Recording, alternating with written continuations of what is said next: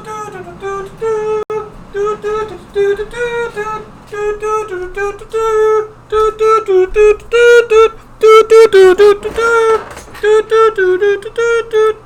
everybody, I'm Eric. I'm making a game. It's called the Godkiller. It is a 3-down. No, I already fucked it up. I had so much energy going into that, and like after 2 syllables, I messed up the introduction of it. It is a 3D top-down puzzle-solving adventure game, the likes of which you have never seen. It was worth me writing a jingle in my mind to introduce this. Okay, so what am I up to? What am I up to with this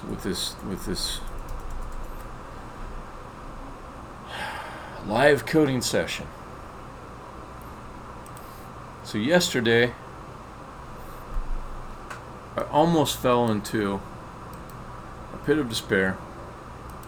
The reason was that I gave myself a while back a mandate that I would make progress every day on this game until it's done. When it's done, or I'm dead. If I'm dead, I'm let myself off the hook.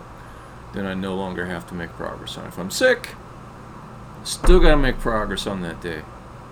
Still have to, or I fall apart, or the whole entity that is Eric Hermanson, it will disband, it will disperse, it'll become something else.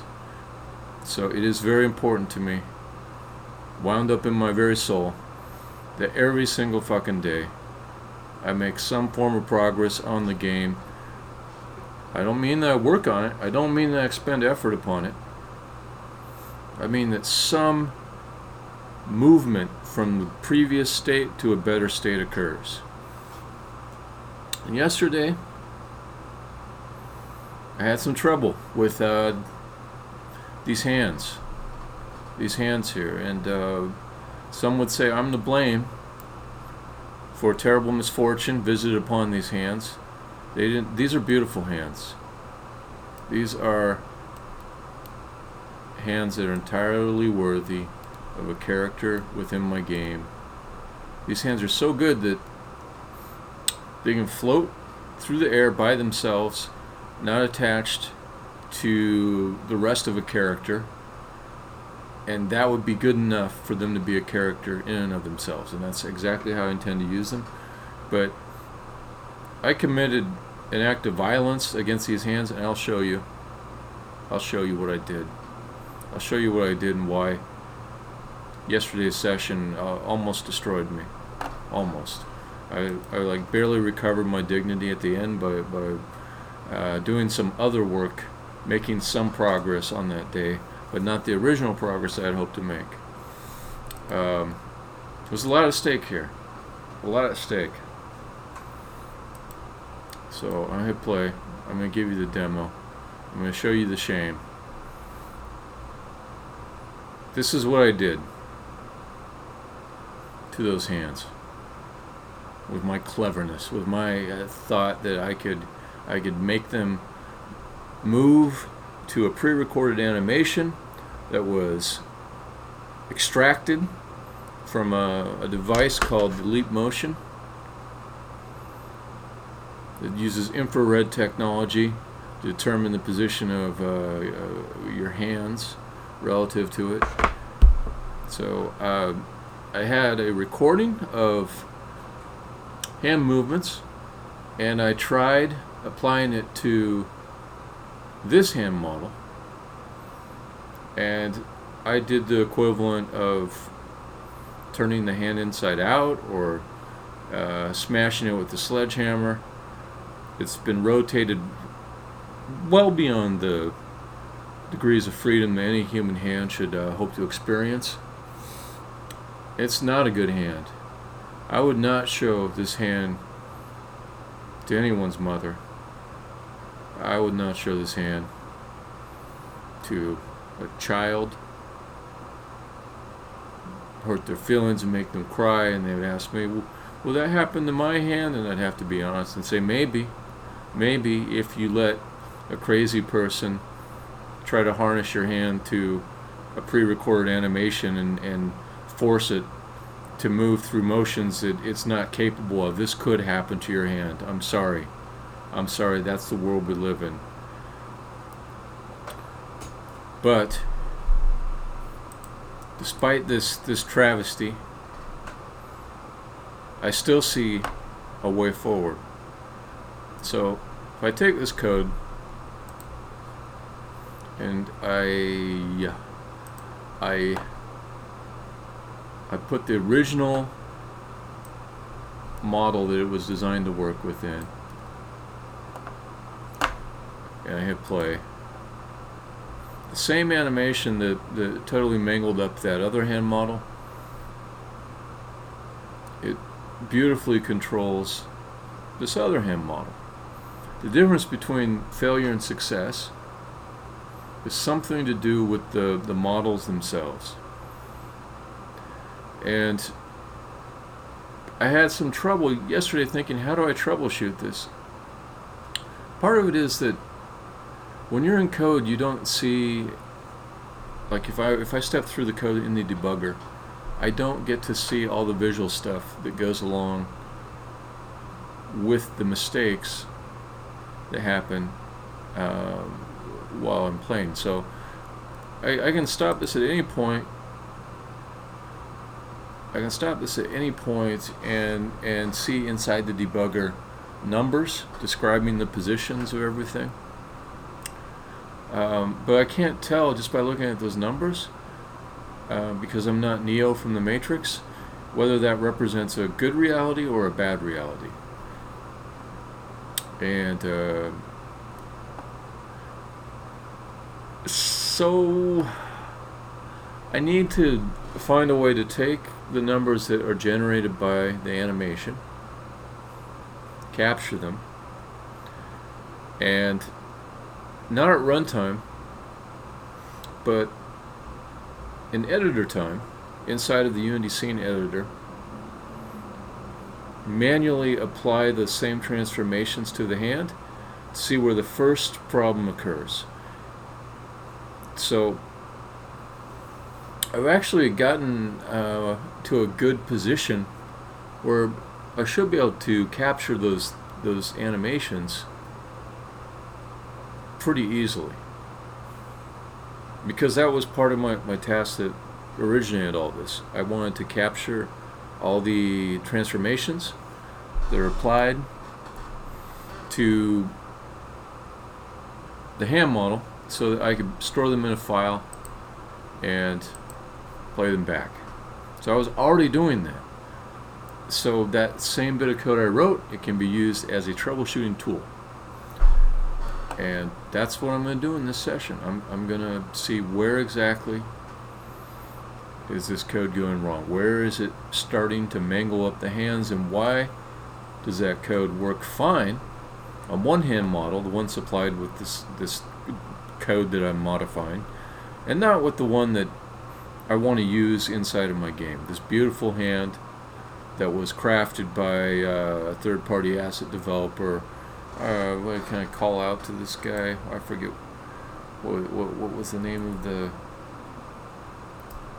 I don't know. I will, you know what? He hasn't replied back to my support email yet. I will plug the hell out of him as soon as he comes back and replies back to my email. But if you're really curious about what asset I'm using, the previous session had that information. And it really is a nice asset. It really is. So there's a mesh here up at the top.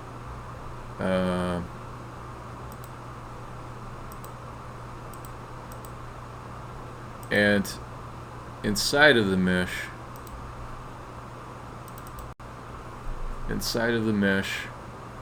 there are these transforms that cause it to be deformed to different positions, and it works like a champ. At least it does when I'm sort of manually fiddling around with it. So I just got to make it so that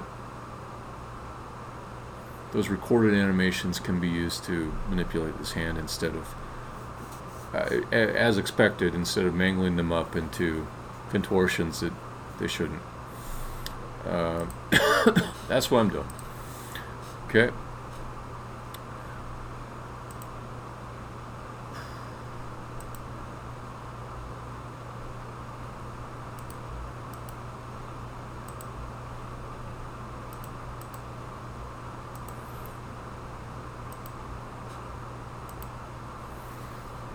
You will notice as I start actually doing work instead of talking about work, I get a lot quieter.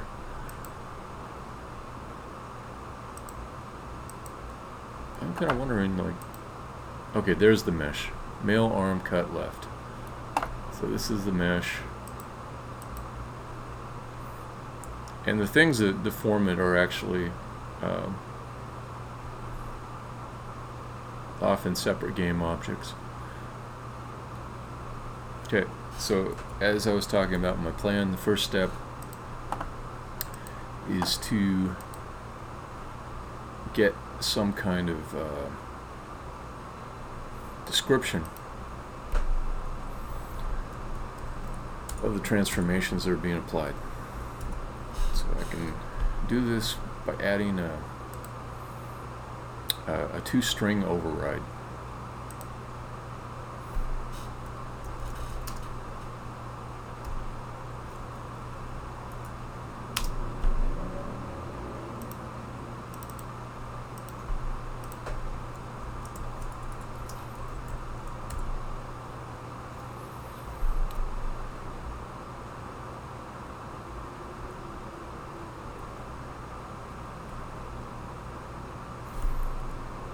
Design to do store vector 3 and quaternion in unserialized variables. So the idea being that I use these types for serialization, and then I have separate variables to hold them,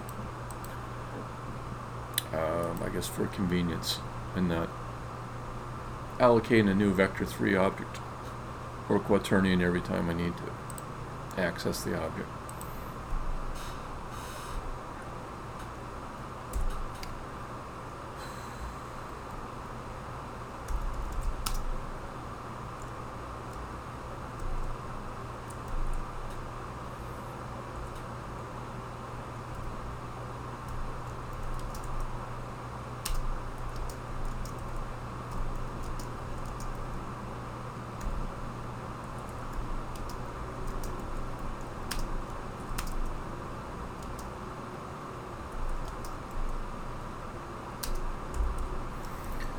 I don't really want to put quaternion values here in the debug output because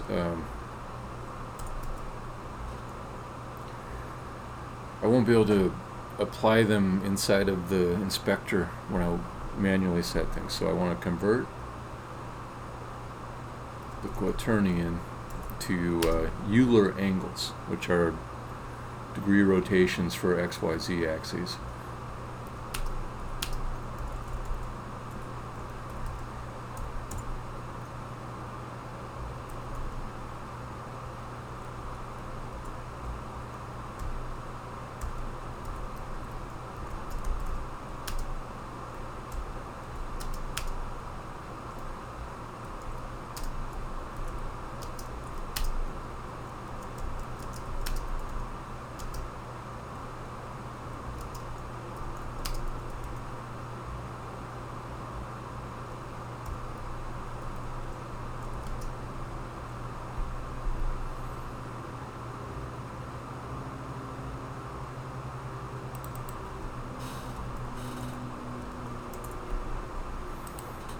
Okay, so that.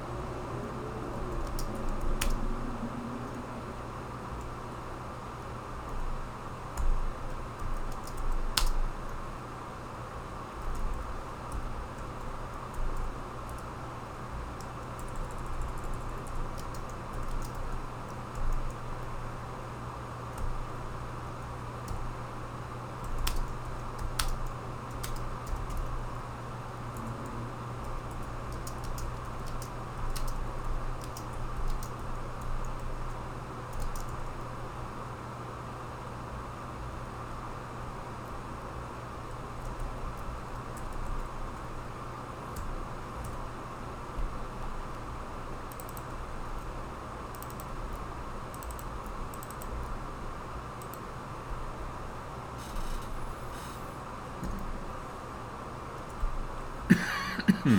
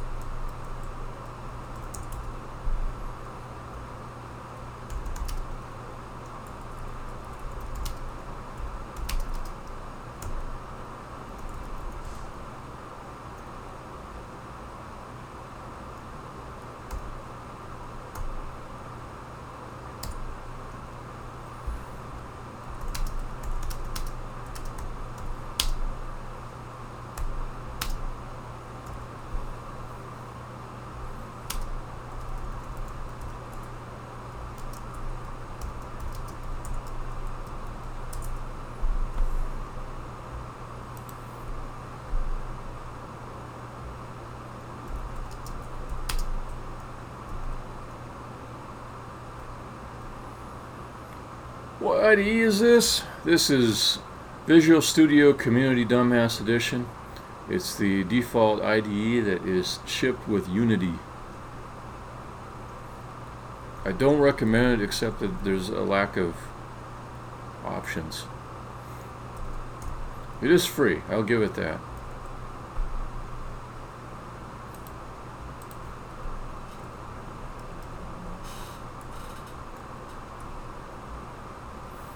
Are you a Unity developer? For tab. Tip then for tab.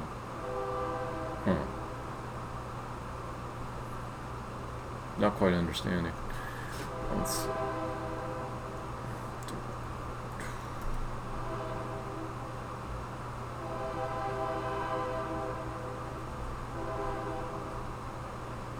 Yeah. I was thinking about trying Rider at some point. I heard some good things about it.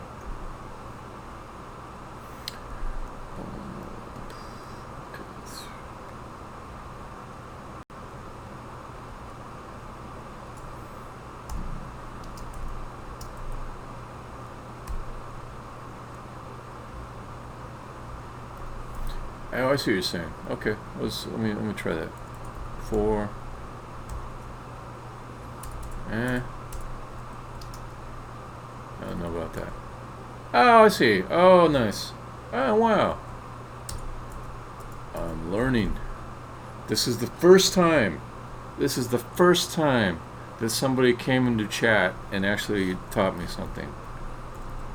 And I was ready to learn before, but it just didn't happen. Got it. Nice tip.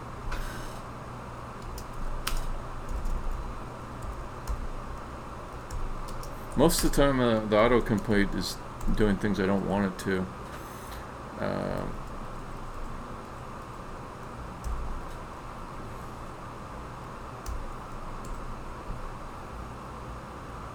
Yep. Let's see. Okay. Now let's do this thing.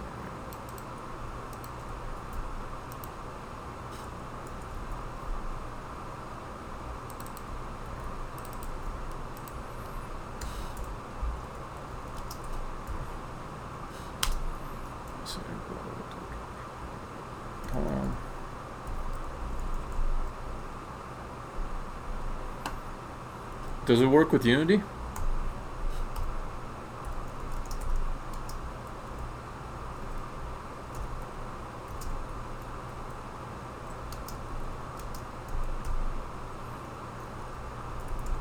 Huh. Yeah, I do use VS Code with JavaScript development.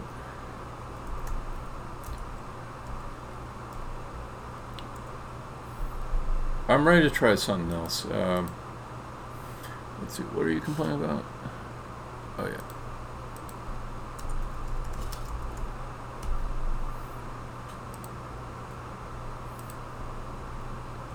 cool. Alright, so let me see.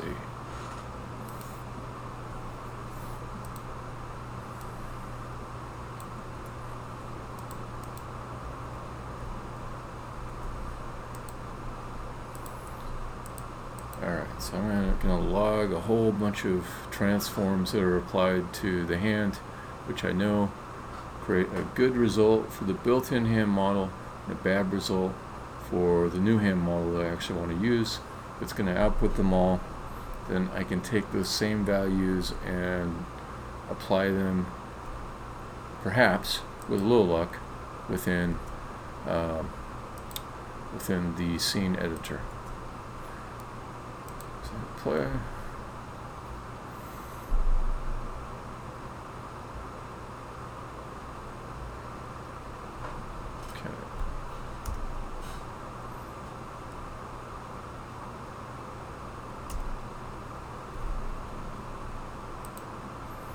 Alright, so there's my giant friggin' object.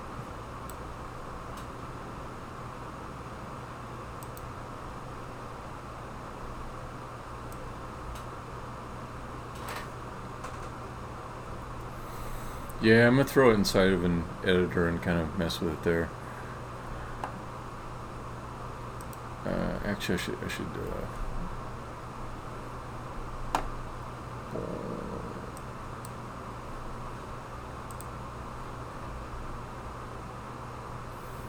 sure. Done.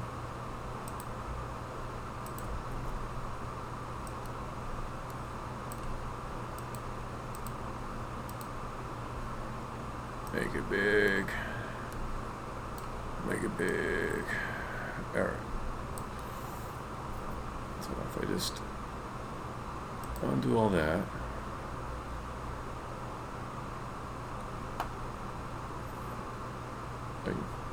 Take your Windows person.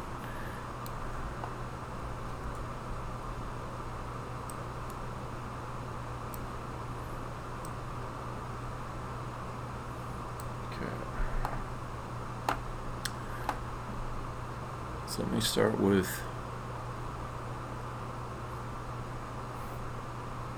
Windows Linux, yeah.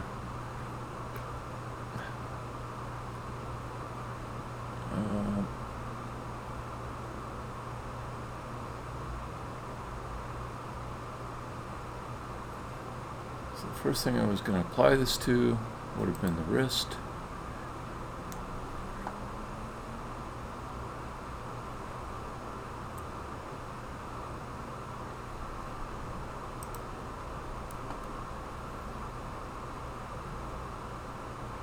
Is that right? P, B,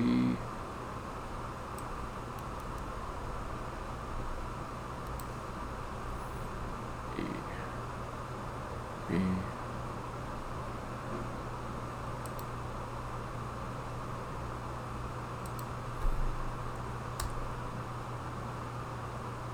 okay, okay.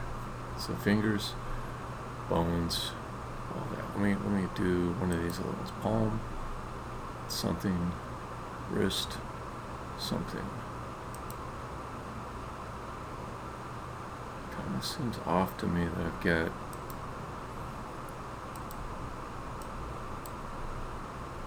palm and wrist because I didn't map to palm. Oh, but I did for the other model. Okay, that's fine. So I can do the wrist though. So wrist would be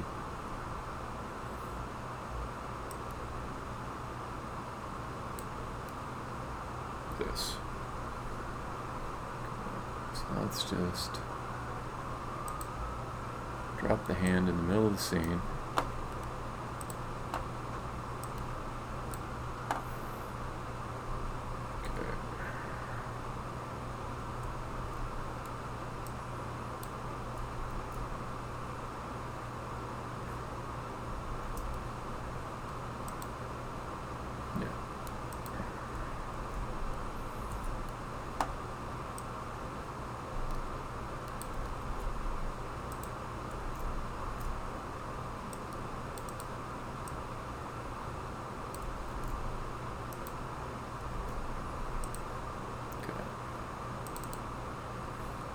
That's where it is.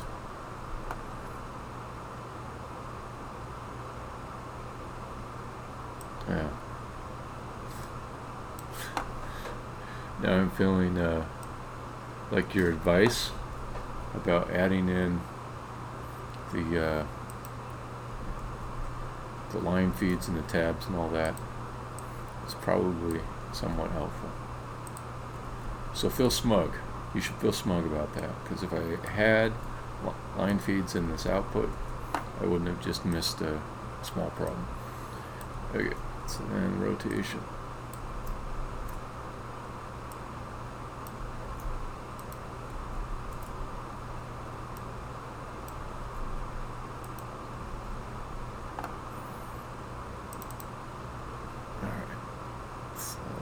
That guy there.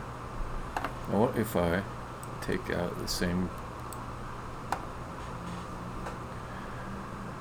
What if I take out the other hand that works and apply the same transform to it?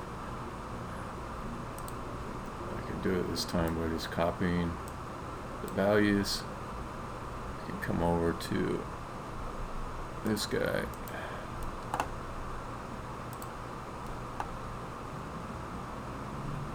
Wrist, which one's the wrist? I said it would be, oh, nothing.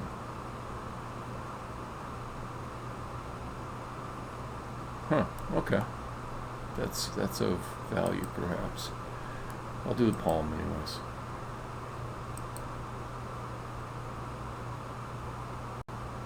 Oh, I don't like that. So where...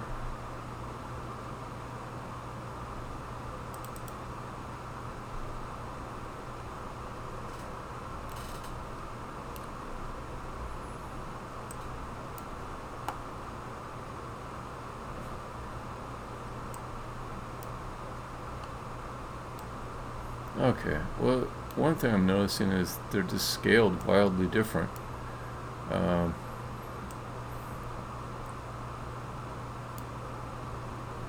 So GK left hand has got this 25, 25, 25. Hand L has got 1, 1, 1. So I'm going to do this 25, 25, 25. So I want to kind of get apples to apples here.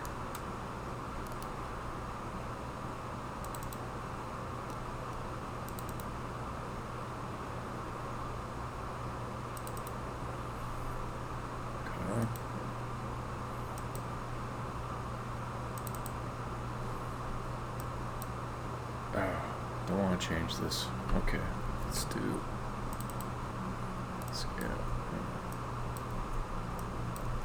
Okay.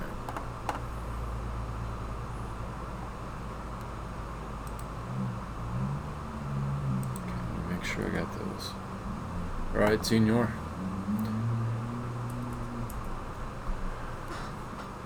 Senor is the Spanish science fiction way of saying senor or mister. Let's see. That's the same, that's the same, that's the same. Rotation. 13, 14, 3. Oh, okay, all that's the same. So I copy that. And apply this to the palm. And whoa, what did I do?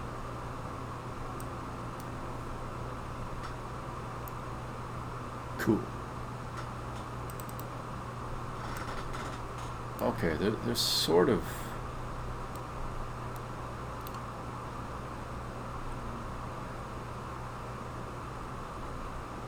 No, they're not. Yeah.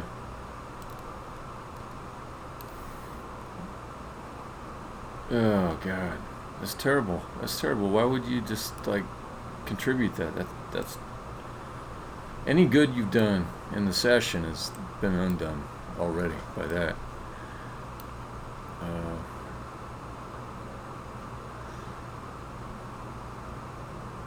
So I'm just thinking about how I'm going to compare these two things together.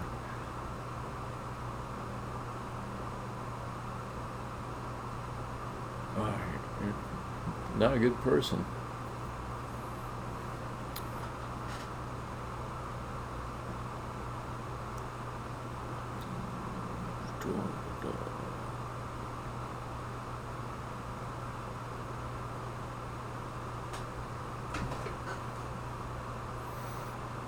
Alright, we don't know each other that well, so I have bad sense of like how people might take my sense of humor. I was just joking. No. Didn't do anything wrong except making a pun, but these things are forgivable.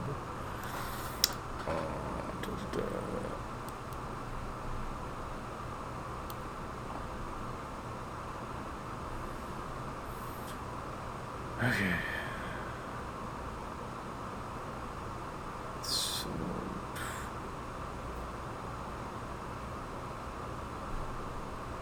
So we'll scale it 1.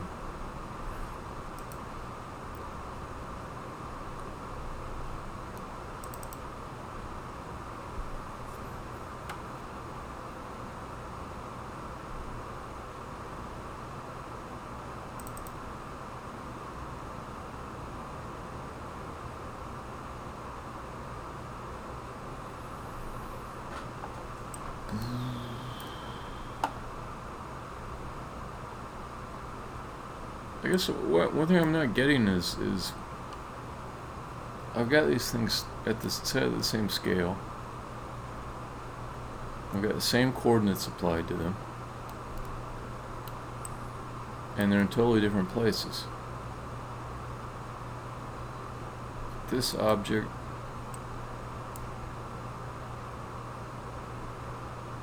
and this object, totally different places. Oh, okay. Okay, I get it. Yes, exactly right. I'm like pointing my finger at the chat window. Yep. I think that's it. I really do. Because the transform that I modified here was top level relative to the scene. The transform I modified here is relative inside of the hand. So let me just kind of get back to normal by deleting the left hand.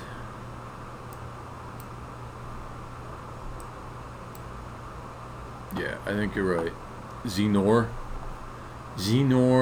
TS.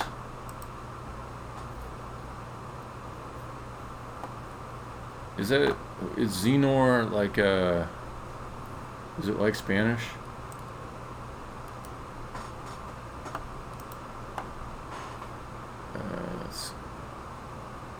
I just friggin' deleted my prefab. Undo that. God dang it.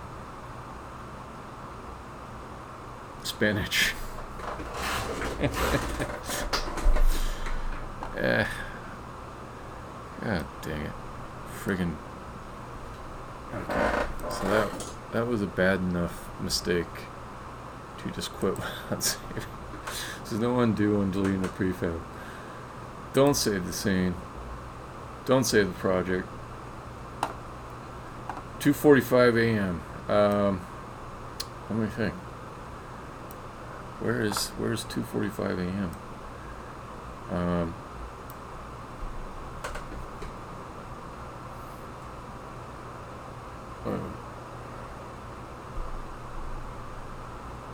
Europe? Are you in Europe somewhere?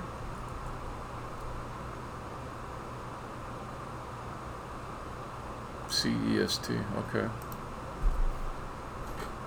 Alright. Well, sir, it was nice having your company and advice, useful advice. Nobody ever gives me useful advice. Thank you. Thank you. Oh, you talking about Belgium?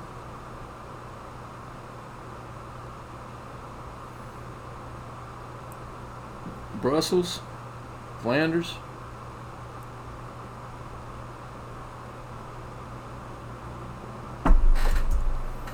I know a little bit. I know a little bit. I've been to Brussels too. That's a weird little town. Flanders is flat. I met a man from Flanders once. If I can tell you one little story. And it was a youth hostel, and I said, "So what do you do in Flanders?" And he goes, "Well, Flanders is flat. We ride bicycles. We like to ride our bicycles because it was flat." And the way he said it was like the most depressing way. I'm sure there's lots of good things to have there that are there, and like, a good reason to be there. But he was not promoting it. Not promoting it very well. Maybe you shouldn't promote it, because then more people would come there and it wouldn't be as good. Yep. I don't know. This was a long time ago, but he was saying that it was a good place to have a bicycle. Beers?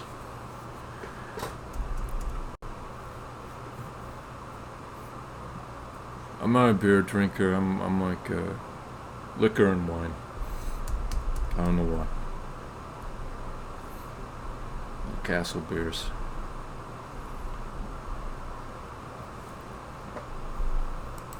Oh, so I gotta make sure that I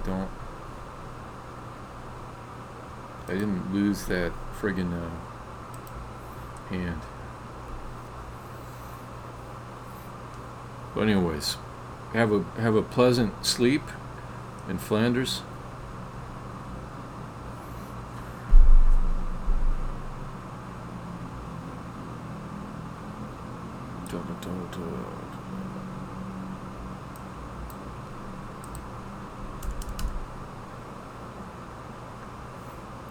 I don't even know what a castle beer is. It's like a beer you drink in a castle.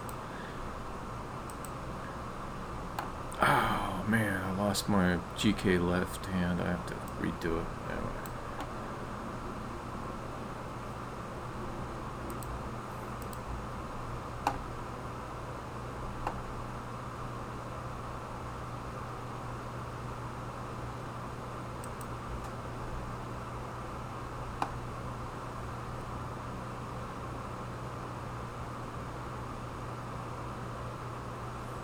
I'm gonna try these other ones.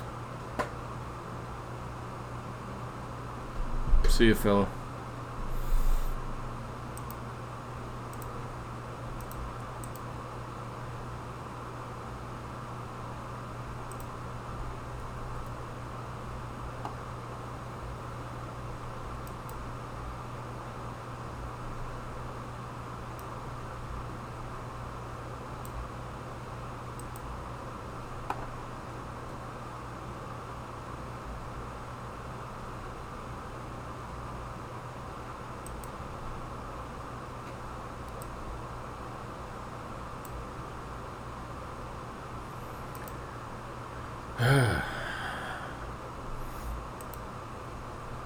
So the one time when Unity decides to automatically save something to help me out, I accidentally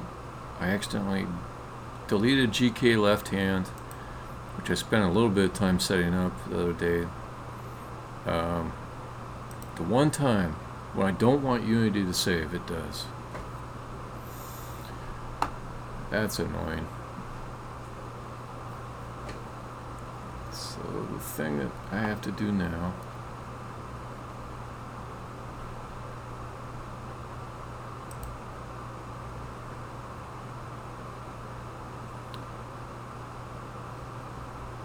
is redo these little bits.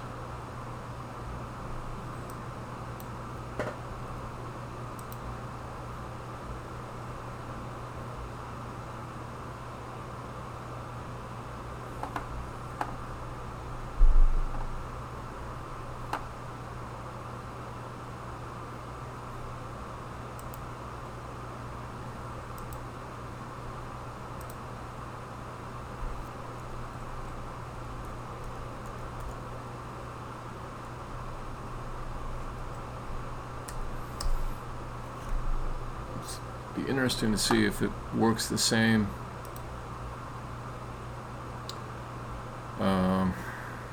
without this arm wrist stuff. I'd like to get it down to a simpler animation to track anyways. Be nice to get rid of the parts of it I don't care about. Okay, so GK left hand. Let's open this up. Whoa, this is like more complicated than the other one.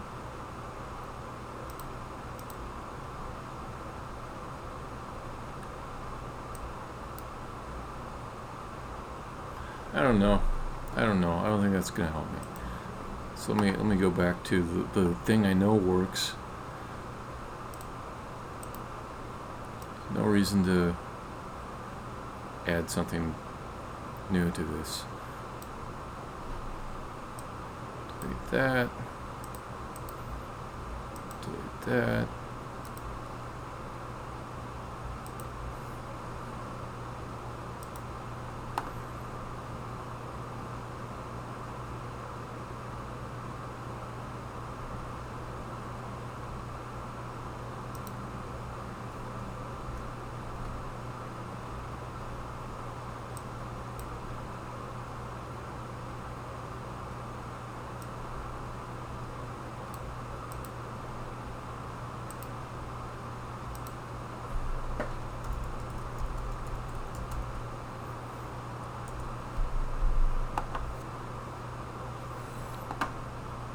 So even this one little exercise made me think how important it is to get the hierarchy right, the scale right.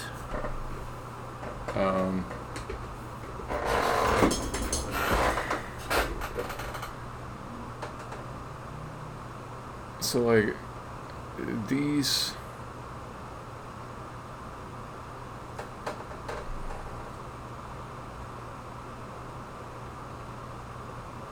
animation values, I don't even know if they're going to be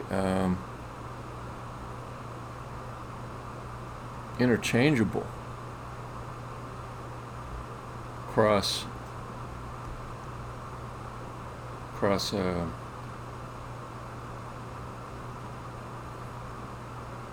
multiple hands. So if I record an animation with one hand, or one hand model, like this robot hand, its offsets for all its joints are going to be different. Maybe not the rotations. The rotations might be fine, but the offsets won't be necessarily.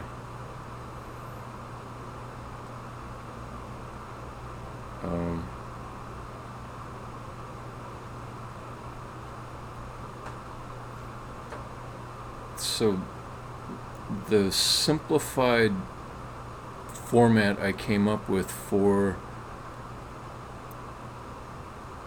recording snapshots of the hand's position is coupled to a specific hand model. I should not expect, using that format, which is very simple for a reason,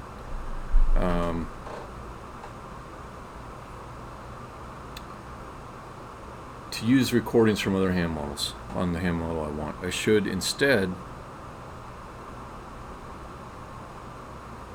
make sure I can record an animation with the hand models I want to use. At that point, the transform updates I do, the position changes and rotation changes, should be playbackable on the same hand model.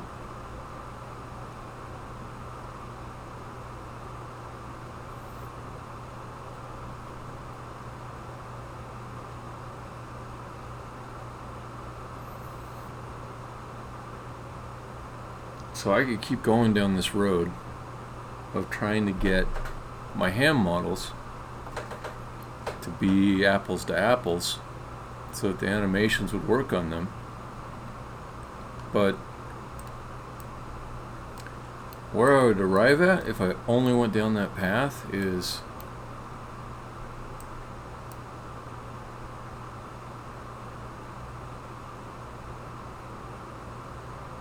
some animations that were painfully close but not quite there. It'd be like trying to fit somebody's hand into a glove that was specifically tailored for somebody else, and also it's made out of concrete. It has no give to it.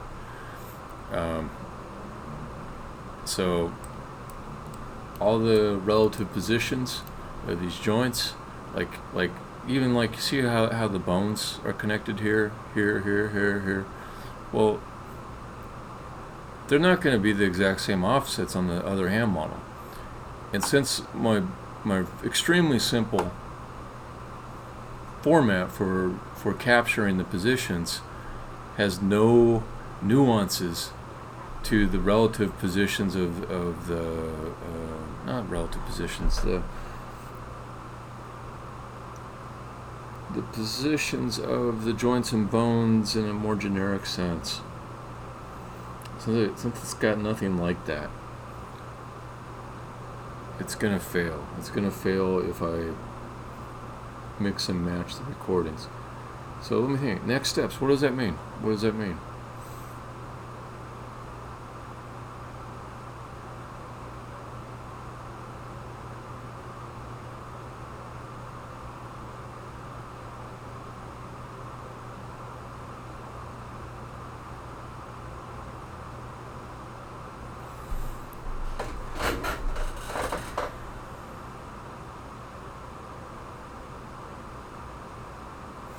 Gotta think about my different approaches. This is kind of like a crossroads where a big decision could be made.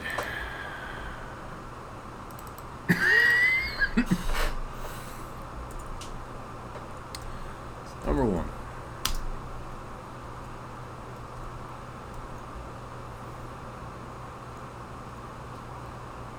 Get recording to work with hand models. With, I'll call them God hands. God hands are the hands that are meant for the God character inside of the game.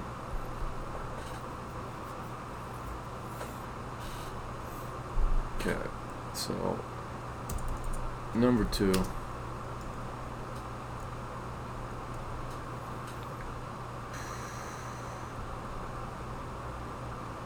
Reverse engineer the frame format. So lead motion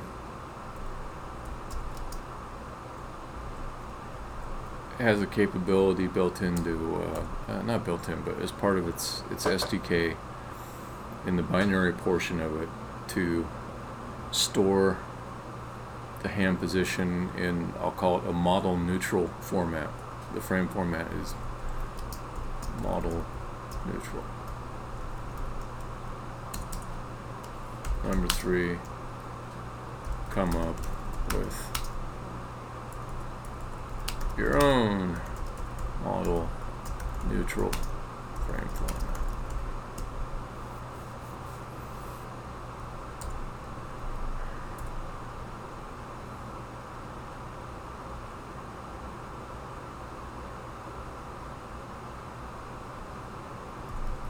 Okay, so thinking about this task a little bit, which is probably the best one of all of them.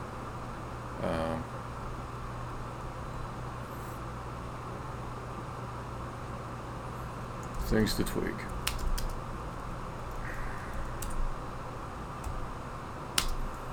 Hierarchy should be identical.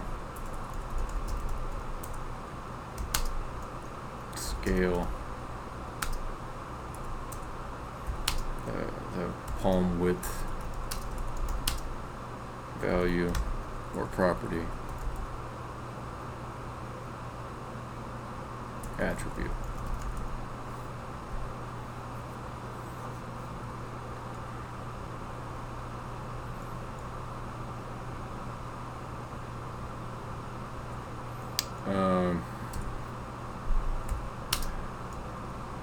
We need to do it off stream because of USB competition.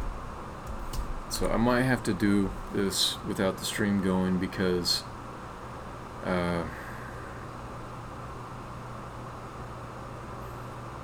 there's some kind of bottleneck going on with the USB. I've got so many USB things happening at the same time. Video, recorder. I have more peripherals than most that are on USB, like a hard drive, a couple of hard drives. So much over USB, it seems like I've kind of maxed it out.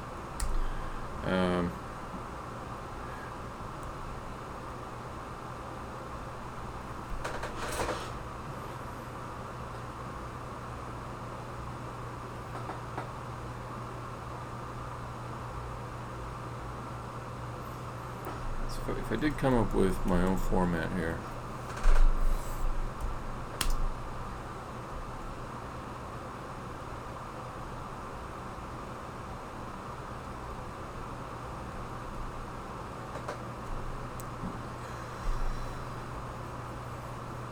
what would it be?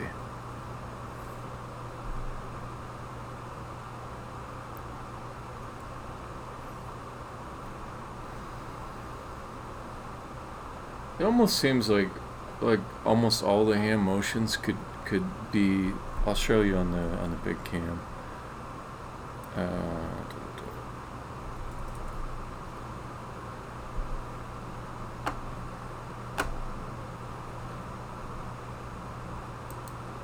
So when thinking about hand motions, it seems to me like this might be a little coarse, but it could probably get it across. Which is, look at my hand. Okay, I got 5 digits on it, and each one could be either fully closed. This is like all the values set to 0, or it could be fully extended. This is all the values set to 1, or it could be somewhere in between.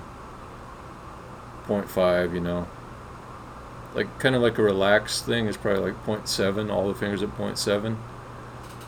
You just see like my hand like right up next to the camera. It looks stupid. Okay. Flipping somebody off, that's 0, 0, 1, 0, 0. Or if you do your thumb out, I guess 1. Right? So all this stuff, it could just be a single value on each digit. Now, you could argue there's more nuance. I'm sure there is. I'm sure there is. Also, like the overall rotation,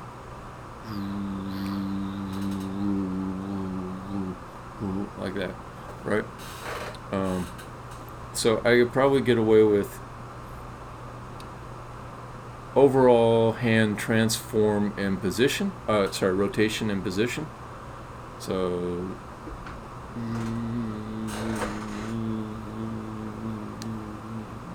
like that, and then combine that with 5 digits, each one 0 to 1, like a float, 0 to 100% extended.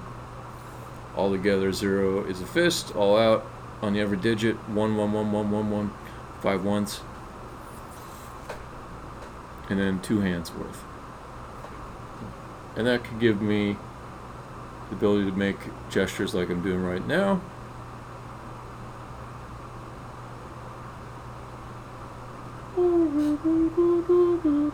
All that stuff I think is expressible with that system I described. So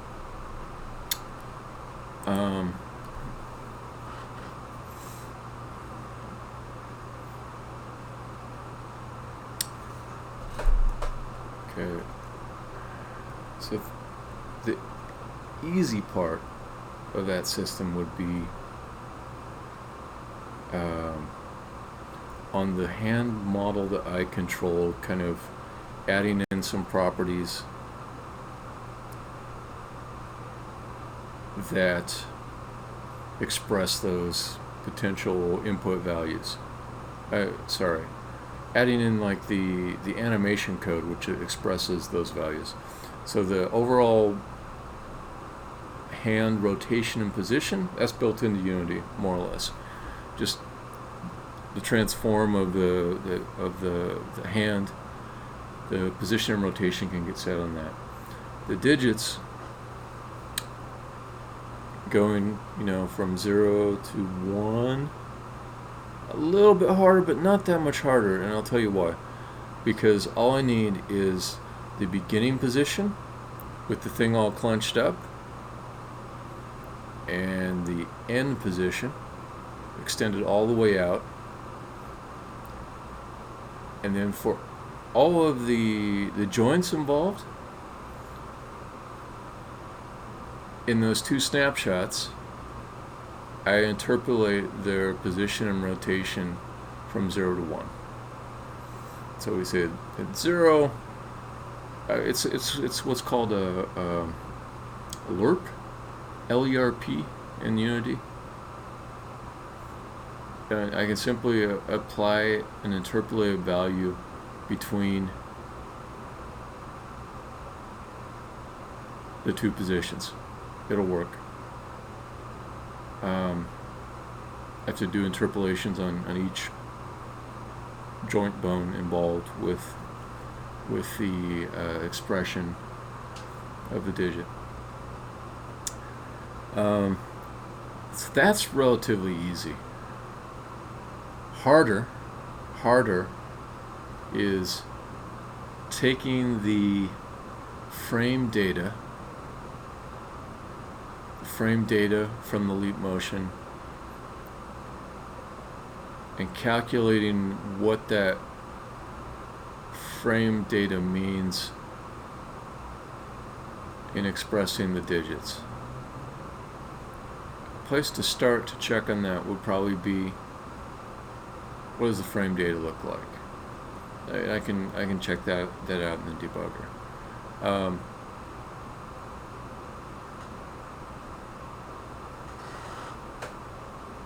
That's probably the place to check that out. So this feels like it could take a long time. Certainly does.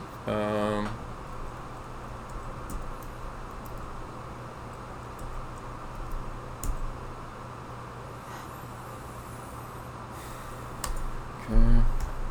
This also feels like it could take a long time.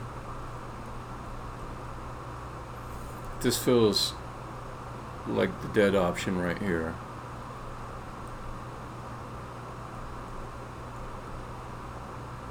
Or I feel like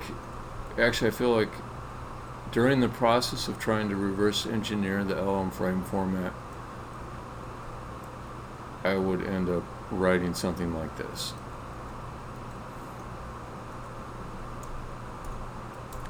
So we say digits 0 to 1 control plus rotate position on each hand.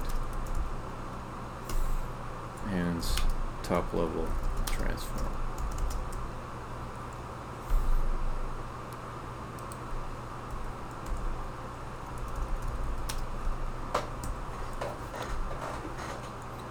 Okay.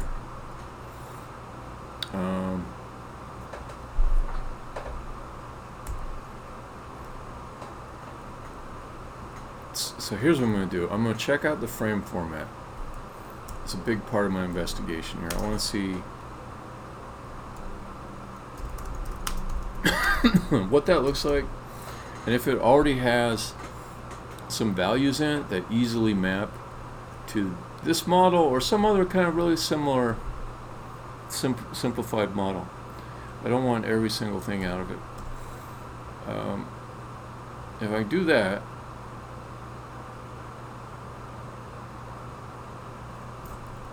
it may be a lot better of a situation than continuing to tweak around with the models to try to get them to work. So let's do that next. I don't have to go off stream for that. So let me check the frame format. Let me do that.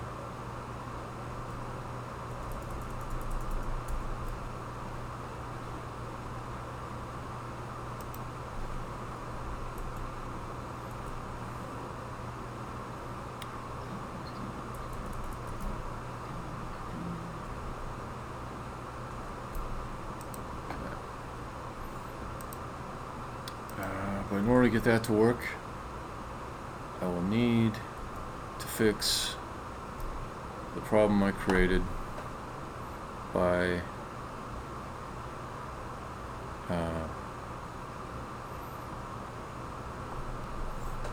deleting friggin' GK left hand. Alright, so add skeletal finger back in.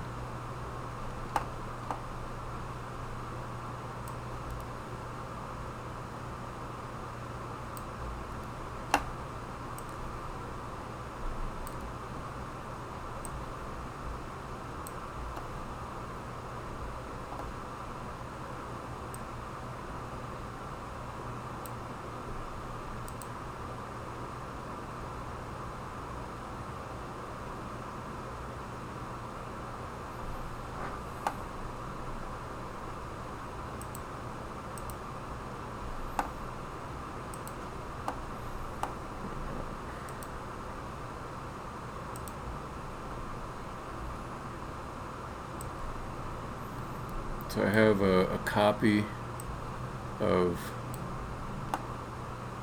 the Leap Motion provided class called GK Skeletal Finger. And it's got some of my own code in it, plus it's been moved to an isolated directory.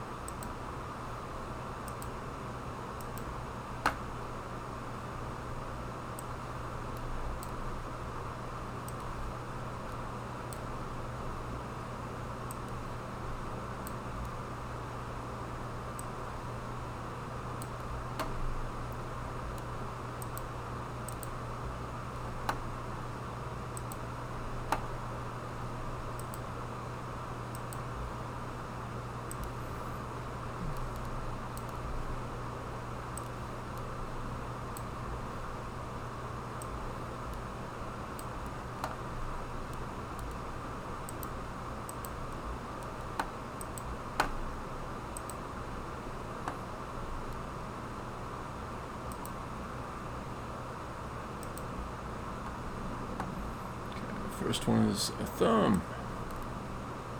I know that because I've done this before.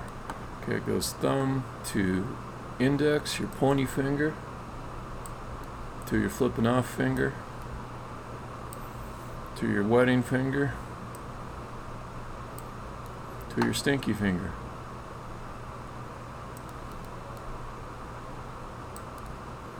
Okay, palm is palm. Forearm.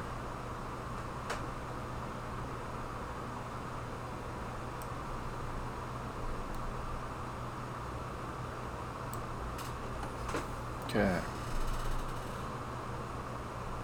So I should better remove this one. Man, what a lot of work I just created by one small mistake. Alright, can I have status quo? Can I get back to status quo?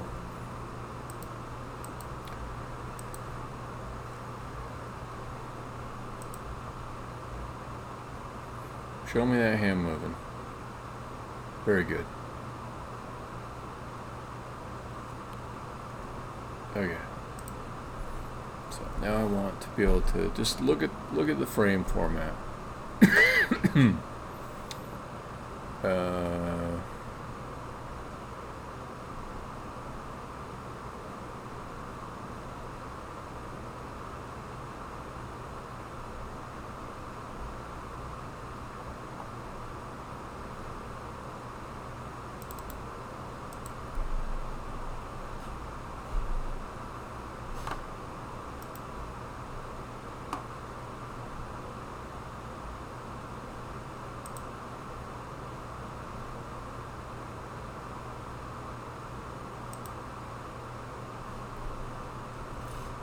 Okay.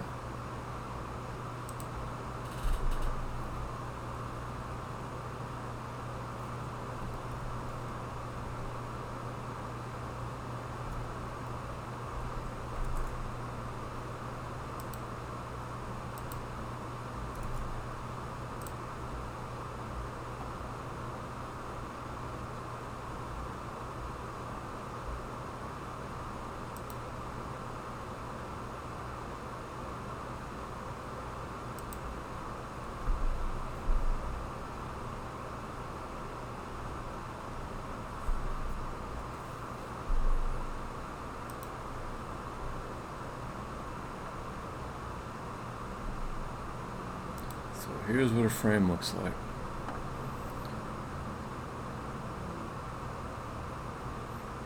By the way, worst case, I can get this from the actual positions of the transforms, but it just could be a lot more work.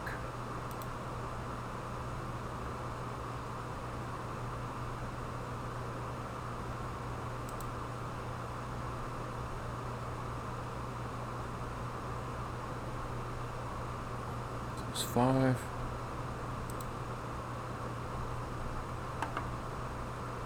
Huh. It's kind of interesting. Is it a finger? Is it extended? So there's some convenience variables here.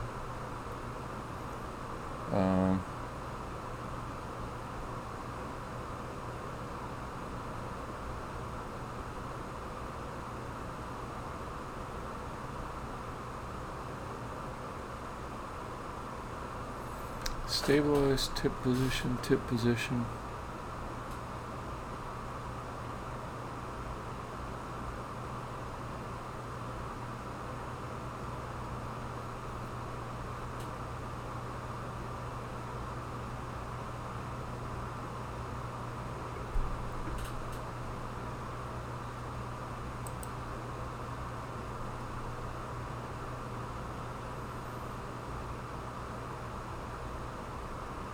Okay. So they've got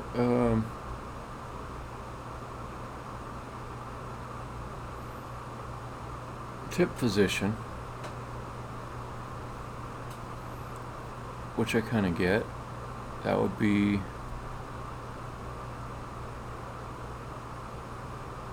the position of like the fingertip, I believe. I could figure out some stuff from that. The length of the finger.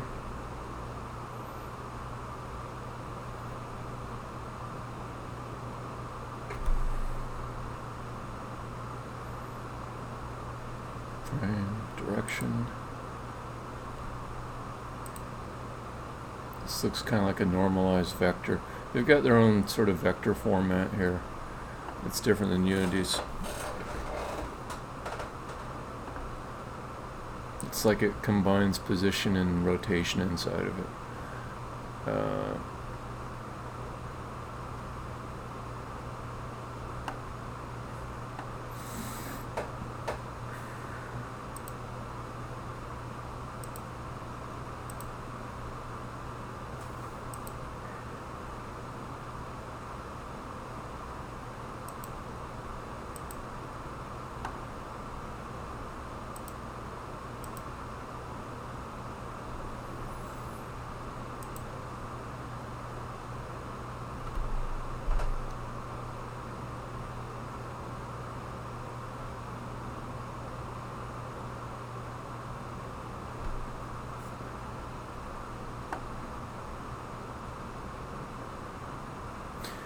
Yeah, there's methods too. I could look at the SDK. Let me take a look at the SDK. Or you know what else? I can let's see. Alright, so if I do current frame.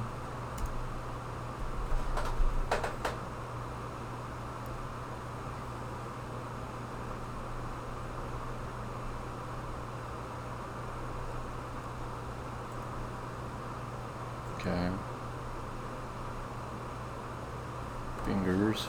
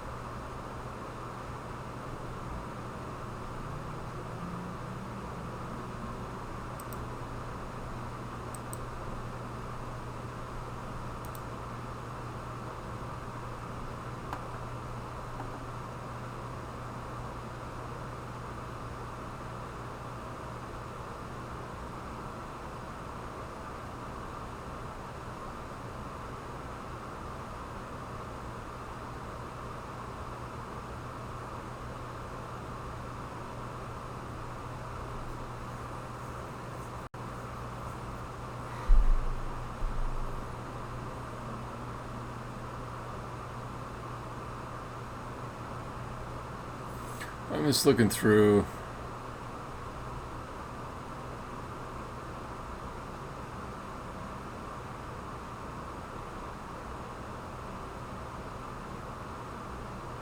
That's annoying. Like this on its own might just kill this whole effort. You may not and may not enable others to reverse engineer, decompile, disassemble, or otherwise attempt to reconstruct, identify, or discover any source code, underlying ideas, techniques, or algorithms in the Leap Motion software, the Leap Motion device, or any software that forms part of the SDK. Or attempt to circumvent any related security measures, except to boom.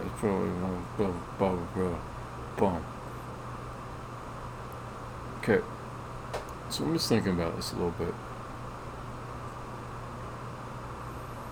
First off, I'm going to stop using the cutesy term reverse engineer, because that means something more specific than what I'm doing.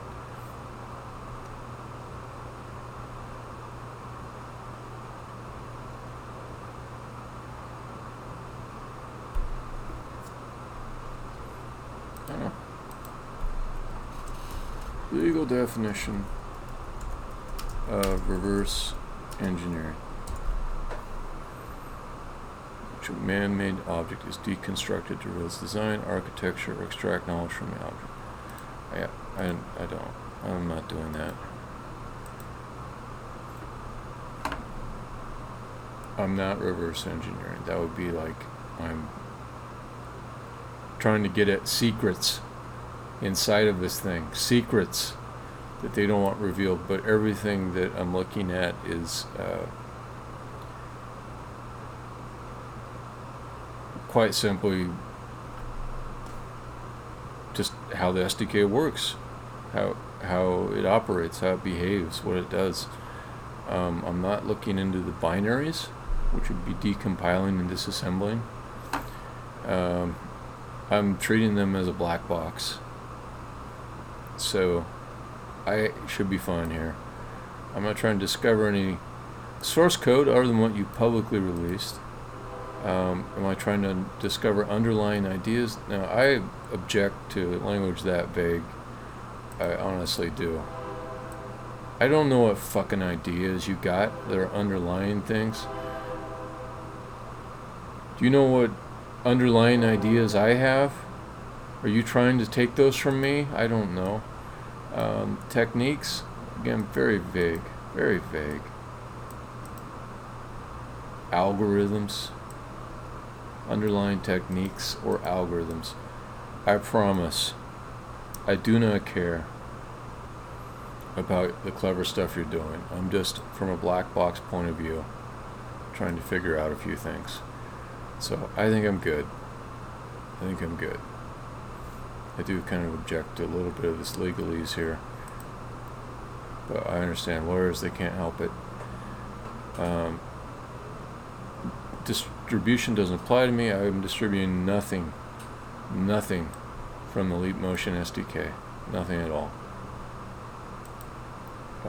Alright, I'm good with that. That was a little detour. Now then, back to the problem of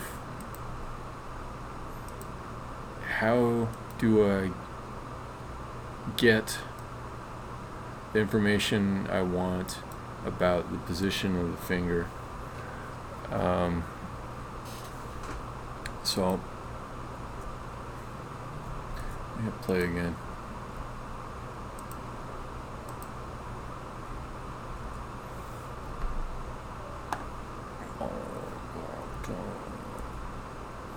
All right.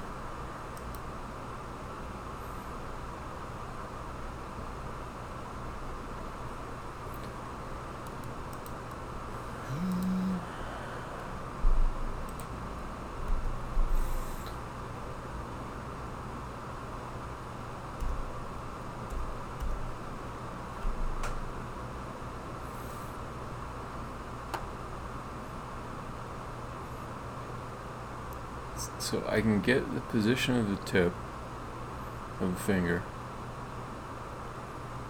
I can get the length of the finger. I'm not sure about this, but I think I can get position of the base of the finger.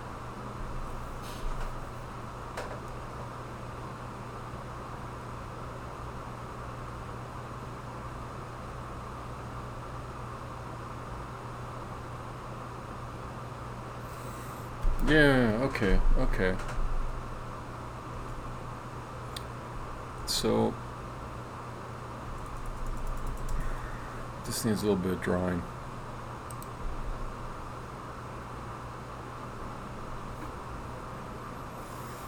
So I'm going to be converting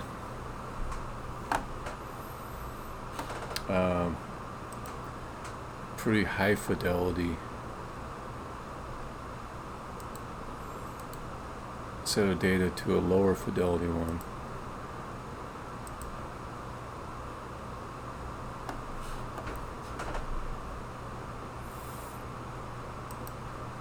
So if a finger has a base fleshy pink color, I want just standard black color here. And I've got another USB device over here. Touchpad thing.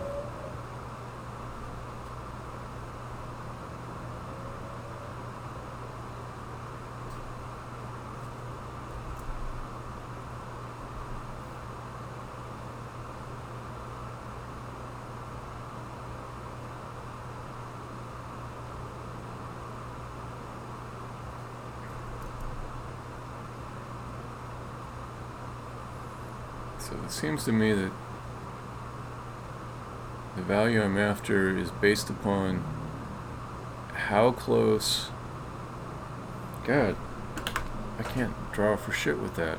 I'm actually a pretty good drawer too, but it's just not that good. So, okay. Mouse, yeah, it's gonna be better with the mouse. So, suppose these are the joints that are in your digit.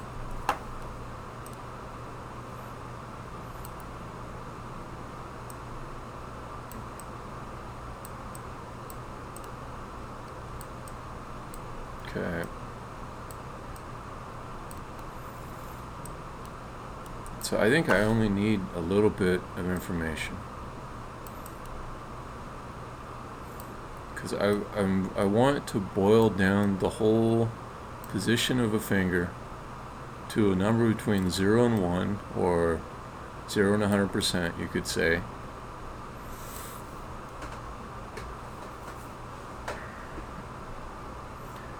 And 0 means clenched,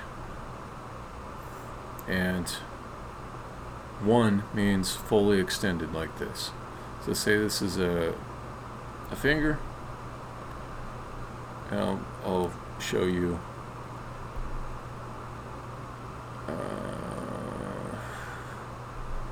I don't know, it's not worth showing on the big camera, but imagine like a finger that is clenched. Here's the base. On all these ones, this is the base, this is the base of the finger, this is the base of the finger. Okay, and then as you go along, here's the fingertip. So if the fingertip is real close to the base, that's clenched. If the fingertip is real far away from the base, maximally far from the base, that's fully extended. 1. Somewhere in between is the number between 0 and 1. I think from the frame I've got the position of the tip, call it T. I think I've got length, I'll call it L. Length of the digit. So if T was really close to L, well, actually I need another value. I need the base.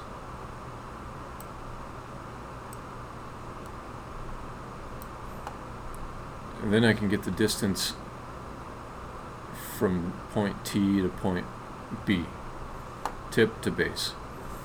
It's not that kind of measurement, it's a finger measurement. So the distance, we'll call it D, from tip to base, as a ratio of L, the length, will give me a number between 0 and 1. And that is an expression of how clenched or extended, no, I should say how extended a finger is. Because 100% extended equals distance divided by the length of the finger equals 1. Whereas if I have this point just even touching the base, wrapped all the way back around, that's a full clench. That's 0, distance 0.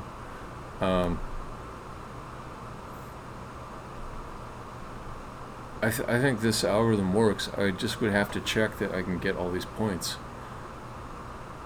I think tip is fine. Base I'm not sure about. Base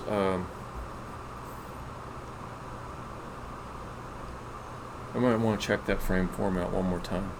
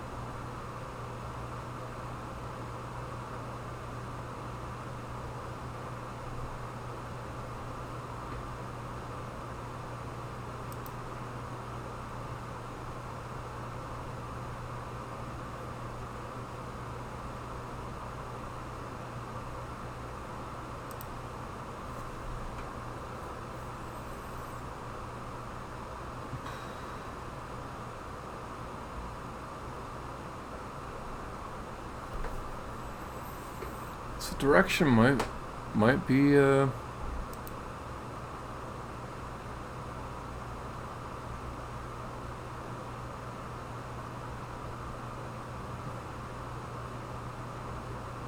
no, direction is a normalized number. So it is like a vector, but it's normalized.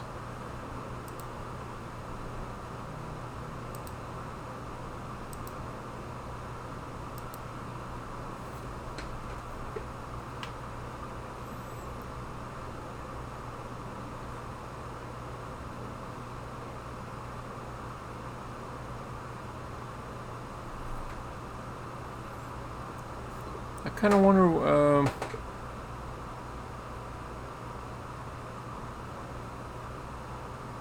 what some of these values mean. So my length is 47.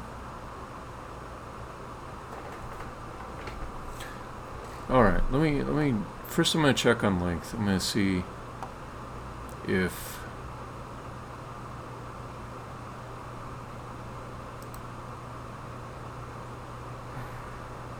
if the length I'll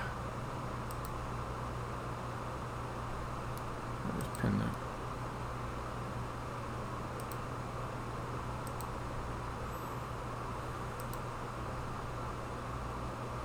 Alright, maybe it's easier to look at it down here.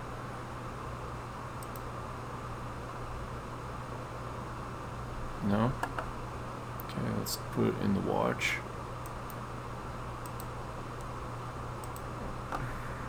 Oh, come on. Come on.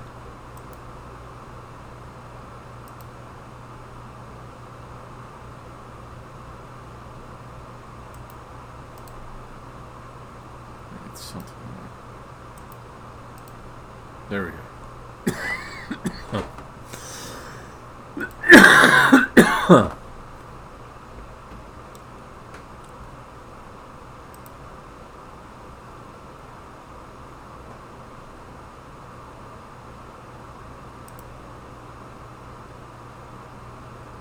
Oh, fucking edging up on 7 o'clock. Okay, what's the hand stuff?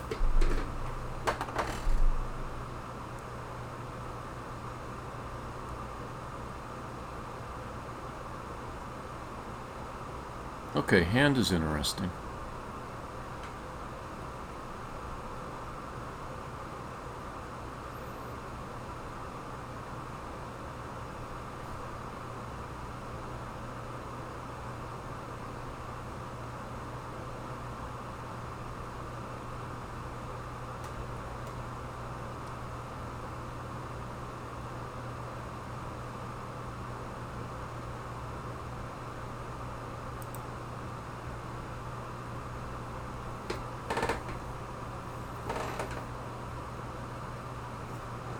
It's so small that it's like killing my eyes.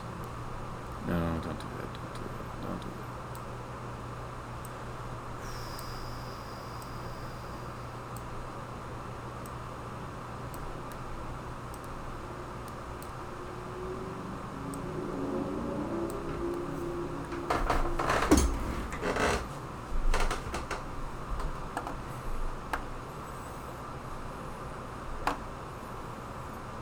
Okay, so, okay, back to what I was wondering about. Is the length, does it match? Does it match what you'd expect? So if the leftmost is pinky, length 47, you'd expect that to be one of the smaller ones, and the rightmost is going to be like thumb. Length 45. Oh, it's actually no, I had them reversed. So the rightmost is pinky, and it is smaller than the thumb.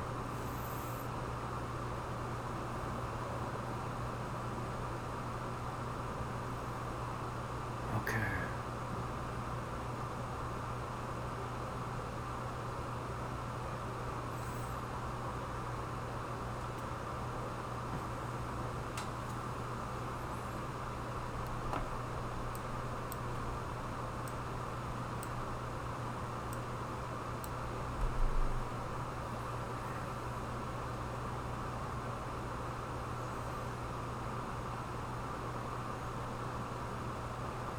Alright, edging up on 7.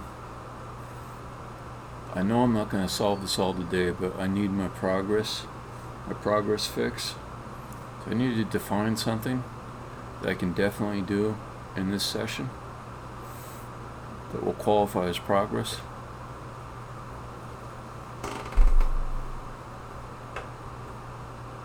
Let me think about that.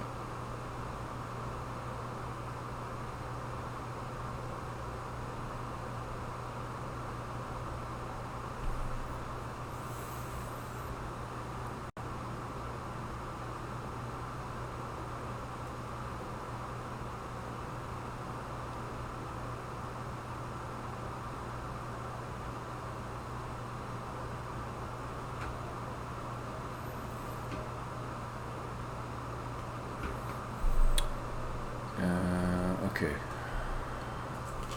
I gotta keep going a little bit further on this, so.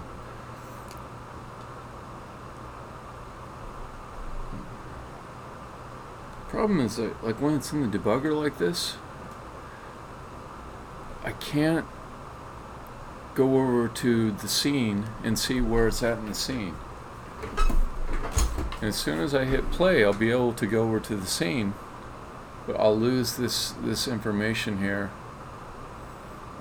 And the state of the scene will change, so I'll no longer be able to correlate the data I've got from the editor with the scene.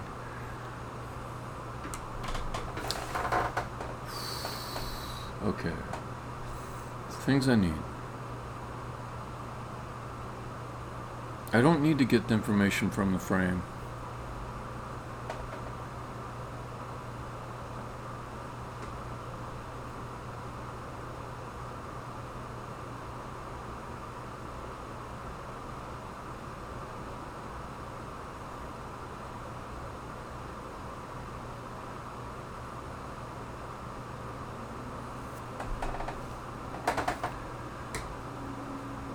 Don't need that.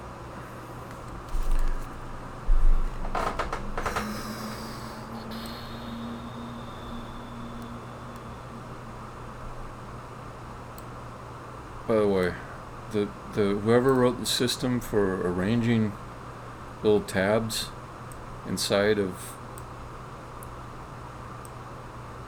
the IDE, it is horrendous. You fucked up, man. Actually, I won't say who wrote it. I know it was a product manager or designer.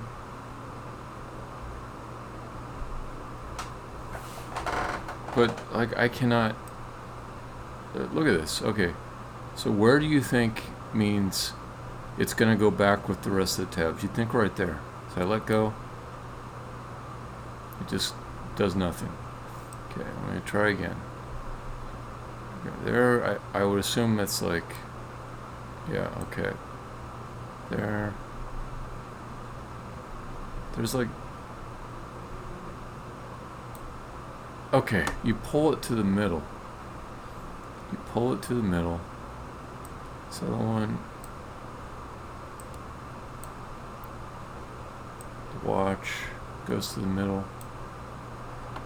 Ah, damn, so annoying. Okay.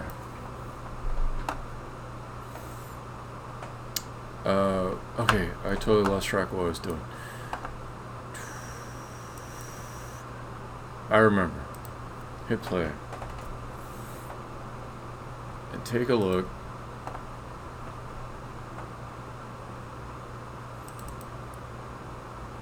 At the things that are part of this definition and see if any of them correspond.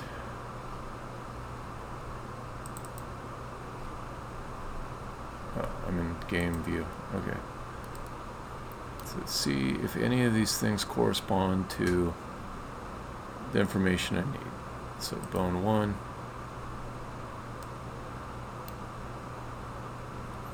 It's centered there. It's kind of hard for me to get the location of its base.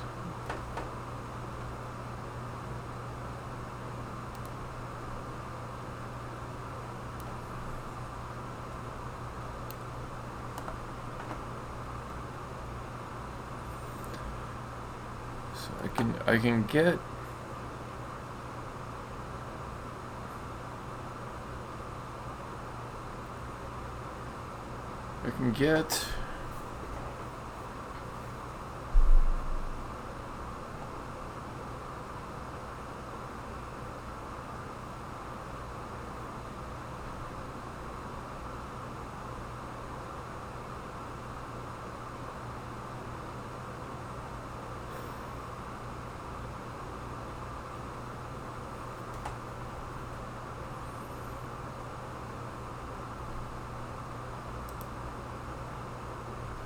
its center point.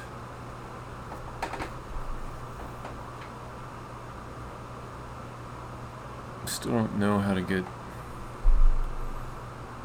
the point where it connects to this.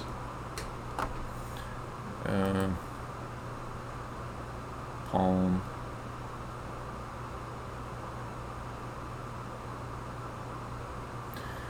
I could do it a different way. I could measure the tip from the center point. I could measure the distance from the tip to the center point of the palm.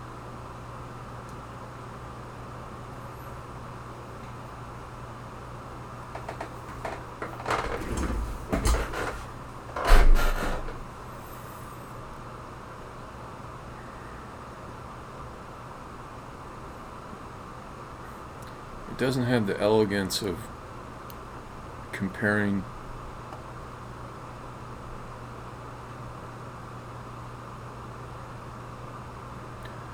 to the length of the digit.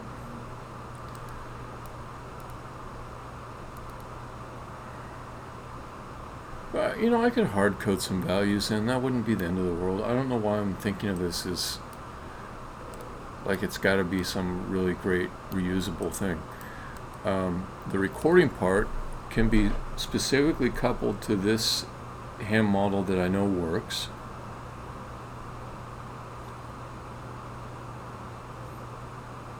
Here's my session goal. Here it is. Right here's my session goal. To have a digit being measured from 0 to 100% extension. I think I can do it. I think I can do it in the next hour. It's going to be a little bit tough, but I think I can do it. And if I get that, then that's a linchpin, man. That's a linchpin, because then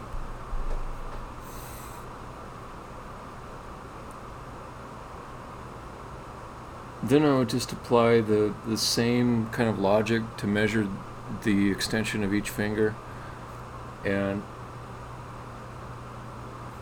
almost be free of the weird black box that is the Leap Motion SDK at that point. Actually, I would be, as soon as I can measure the extension of each of these fingers, then I have a model neutral way to express the finger positions. That, along with the transform position of the hand, of the wrist. I might have to adjust that a little bit, but yeah, if I can express one digit, its extension from 0 to 100% in this session, then I'll call that a win, and it'll be a pretty good win. And it's going to be challenging to get there, but I think I can do it. Okay, so let's close Photoshop. Don't save. So what do I need? I need to measure the tip of the value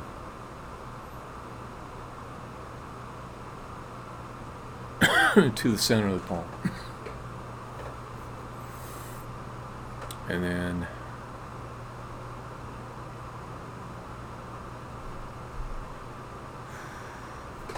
okay, I can do this even without the player. I can do it all in editor code.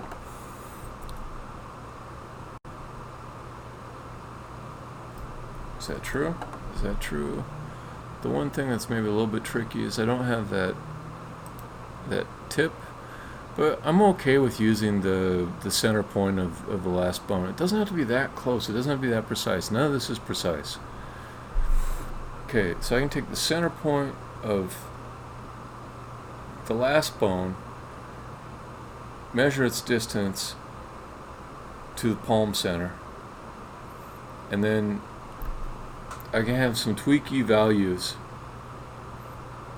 that express the minimum and max possible. And then I can see where that distance is between those two values, and I can use that to give a ratio. So to do that,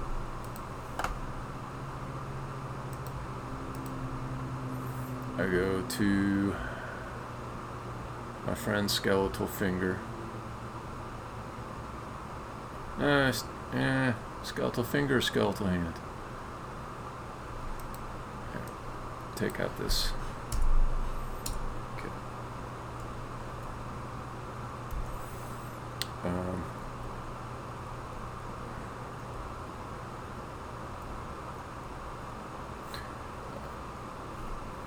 I could actually just say inside a skeletal finger.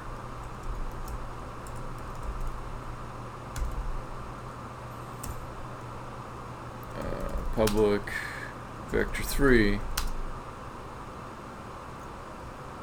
ace of finger. I can do another public vector 3. No, not a vector 3. Let's see.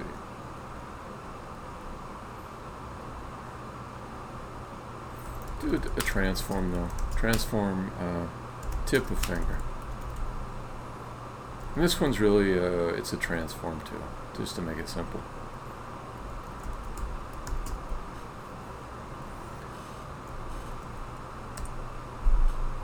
Okay. Now here's a nice thing. If I do it that way,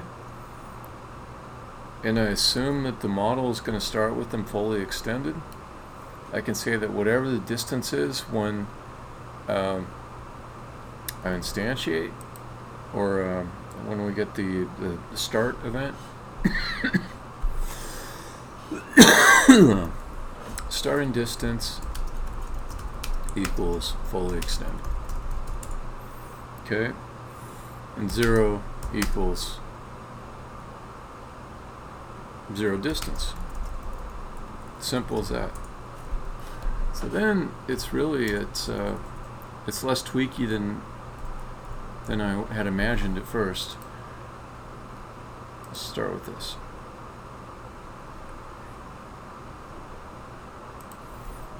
Let's say public transformers,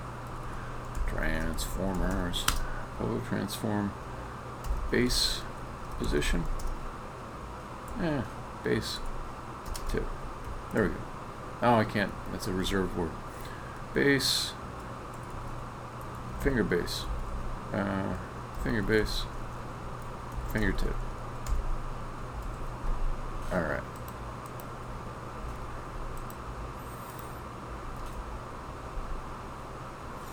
So let's do one. Index. It's got to recompile. Waiting for it to recompile. It'll show up. There it is. Base and tip. So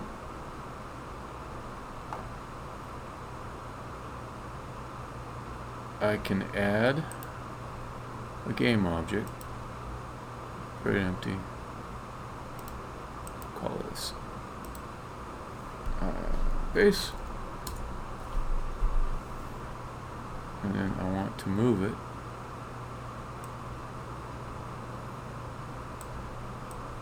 so that it's right where the base is. And see how it's positioned this way. Looks pretty good. Okay. Then I gotta make another one. It should be parented to this other finger here.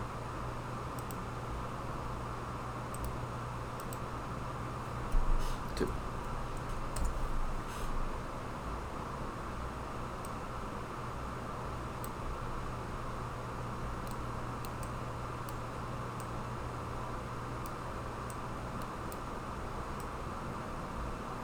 I don't know why it's off at an angle like that. Is the because you're at an angle. Okay, well, let me just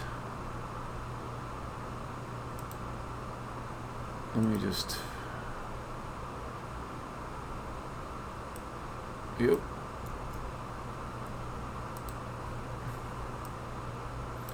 I can get there.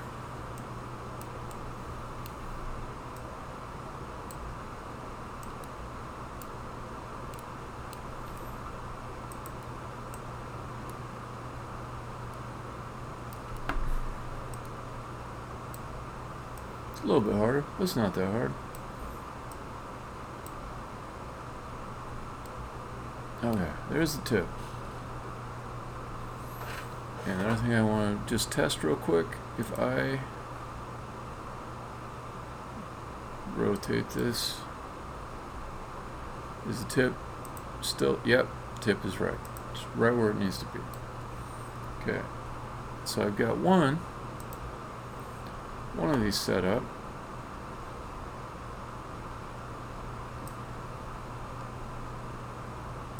Nice. Tip.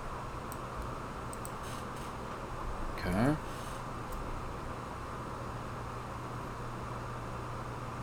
In a finger. There's already some code here to initialize the finger. Position of the finger has not been set yet.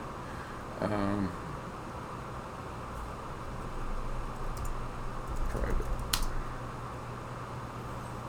Float. Extended distance.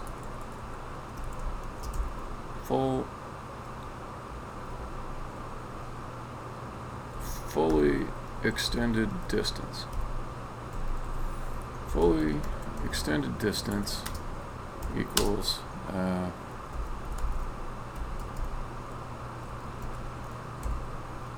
base fingertip. A little Pythagorean theorem there. Okay. What? Oh, I gotta do position.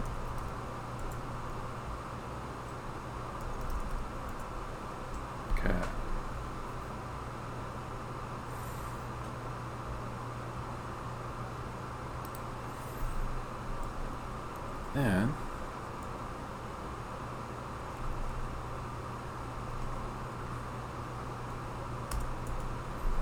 if finger base, not ginger base, finger base, not equal null, and I can encapsulate this. Okay, private, float, get,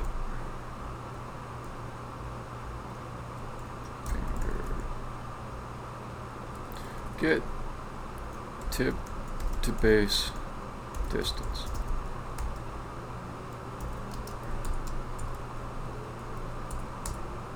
Okay, if finger base equals null, or the fingertip is, if either one is not specified, I'm just going to return -1 because that'll just tell me, well, there's nothing been specified here. It's not configured. We can't get the distance. That's what -1 means. Otherwise, return this shit right here.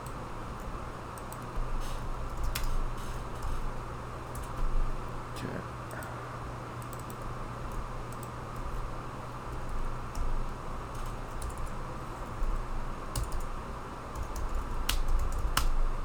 Let's see. Float.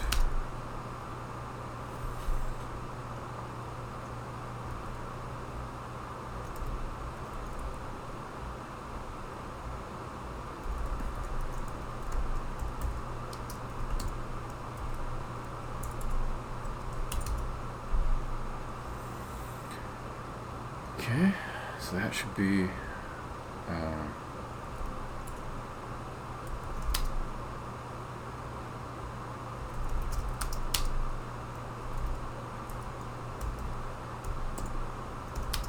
if I can't do a comparison, but if I do distance is less than 0, that'll catch the -1. Return -1.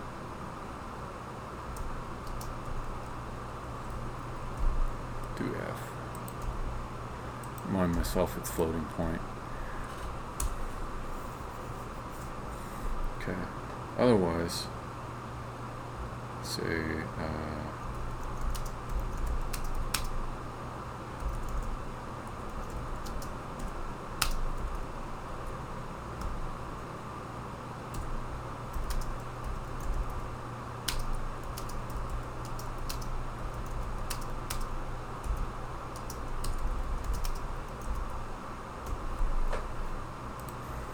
okay. I call it calc to remind myself that it costs for me to call it, as opposed to get, which is less CPU work involved.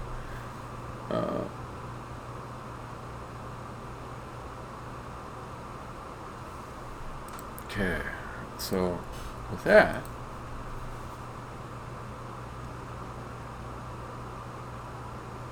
I could do this in play mode, but I feel like it would be better to keep fiddling with this in the editor.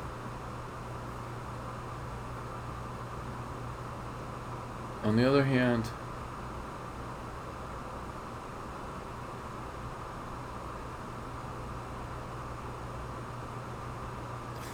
let's try it. So there's some method, it's called transform changed or something like that.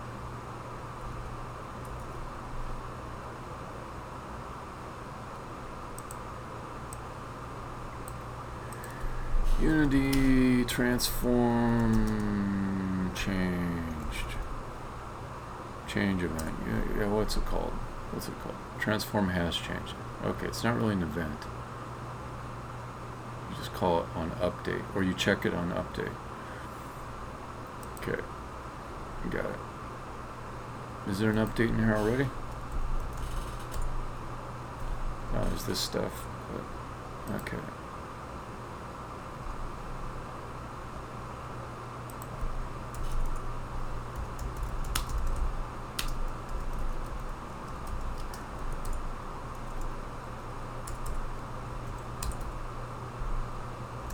if this what was it called? Okay, transform has changed. Then you have to explicitly, which is kind of weird. But okay, you have to set it to false. And then I'll do just a log of the extended amount.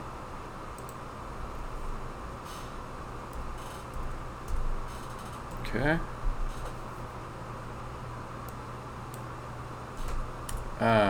I just remembered something though. All this other stuff won't get called, init finger, etc. And do I really want to mess it up so much?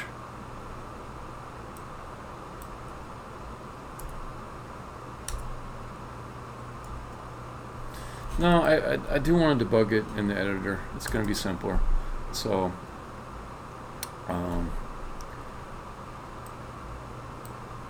let's just say public void start onValidate might be better. Let's do onValidate. Validate, set this, and then to do delete. It might be pretty harmless to leave it.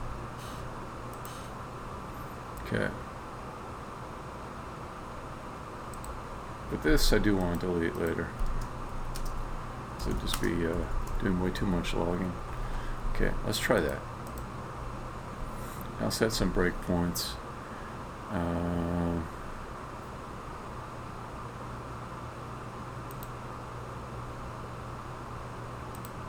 Cool.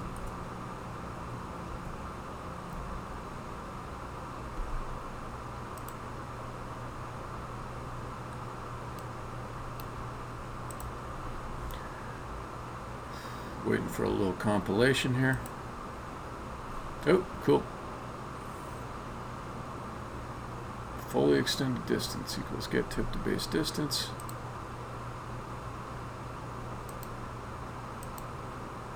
Oh. Okay. That's one of the fingers that doesn't have it specified, maybe? Okay, here we go.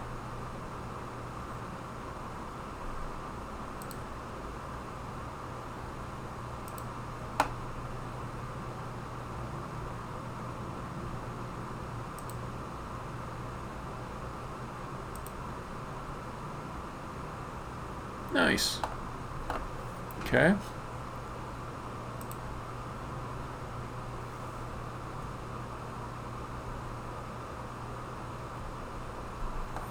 So, on this guy,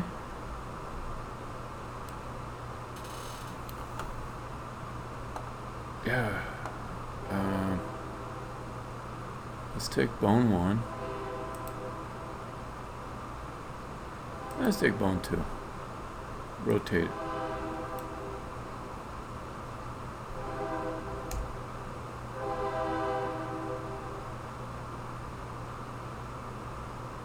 Oh, it needs to be like the top level transform that changes. It can't just be one that's a child. Okay. So let me just add another thing here.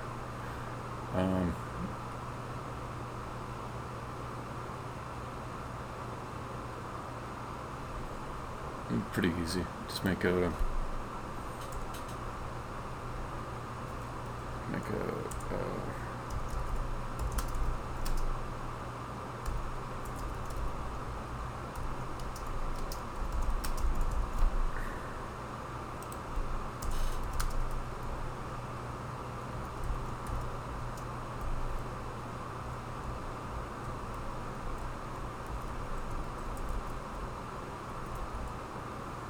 oh, but I don't want this to get set every time onValidate's called.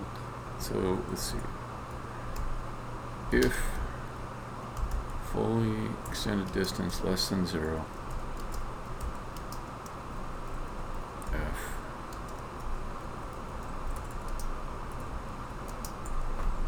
Okay. If calc is false, and I can take the update part out. It's not going to help me.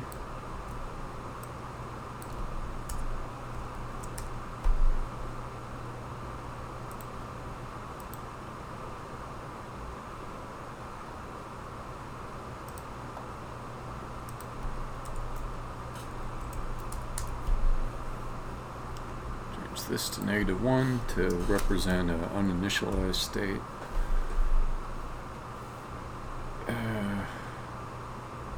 What the heck? Let's throw in a constant.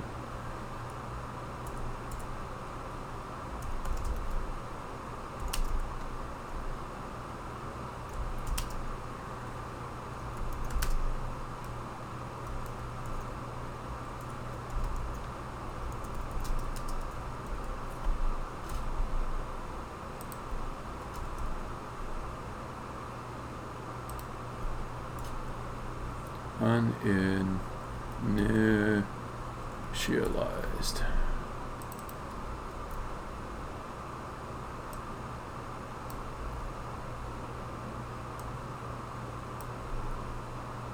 Yeah, actually that doesn't actually help me very much because I've got some comparisons that are saying less than 0. So I'll just leave it like it is. Okay. Let's see how this goes.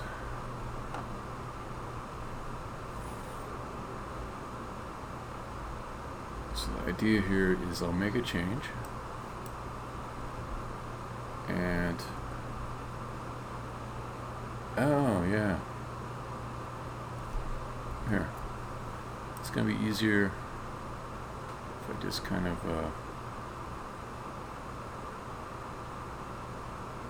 move it in that, so it'll be closer, and then go here, and now there's this little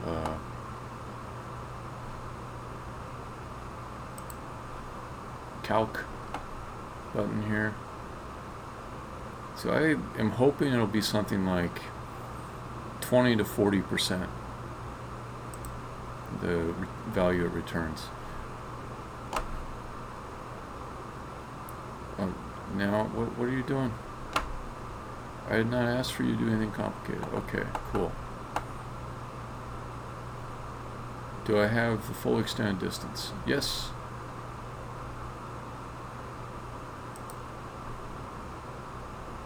Oh, this is working out. Ratio. Oh, I love it. I love it. I love it. That's fucking awesome.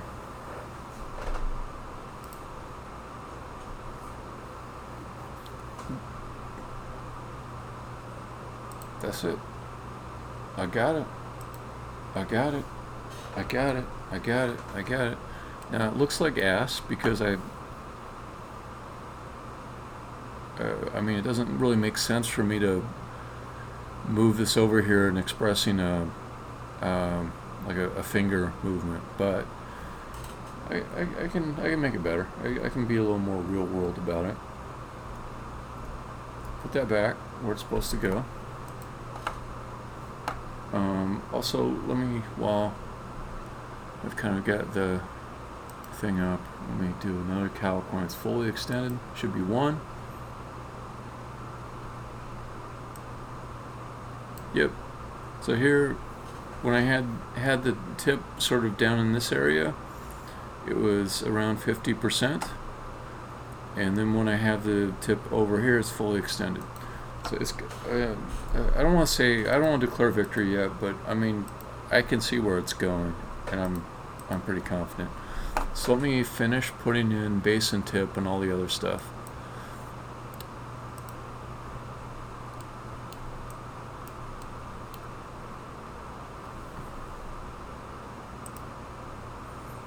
Crate empty.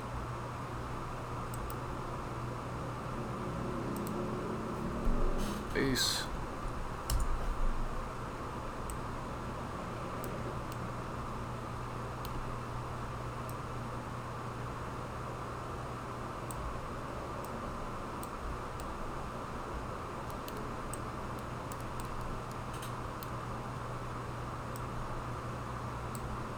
Okay. So last one over here, bone 3. Want to create my tip there.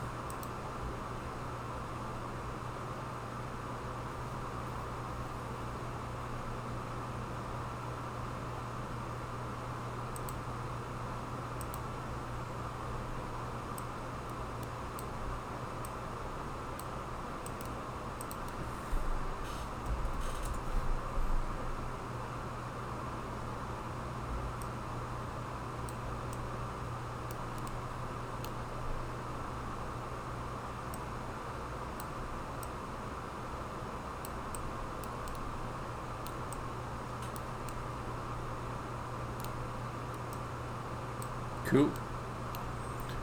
Okay. No. Base to base. Tip to tip.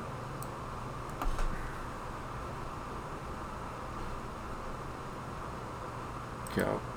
Yep, nice. Okay. 2 down. Do pinky.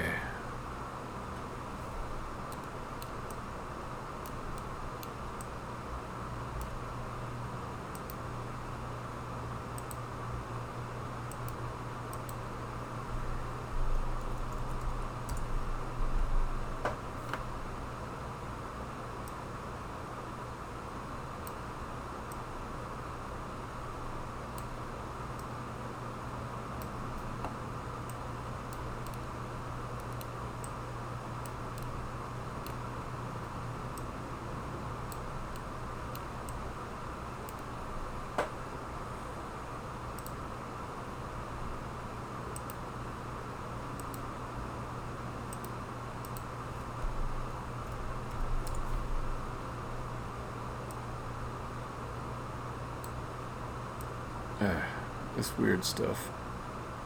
Alright, let's get that correct to begin with.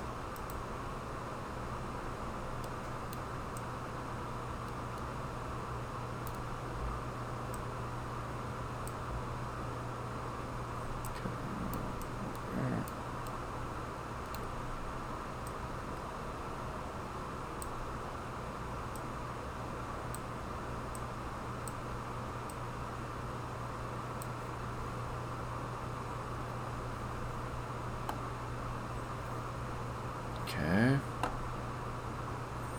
I just figured out one thing. I can avoid this kind of strange angle positioning if I just position it before I move it underneath this.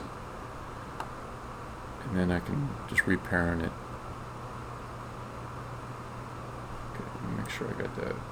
No, that's way off.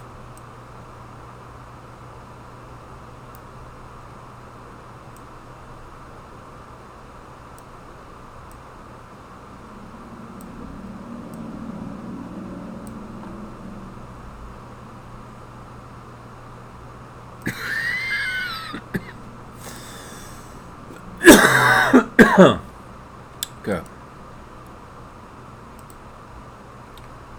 Base.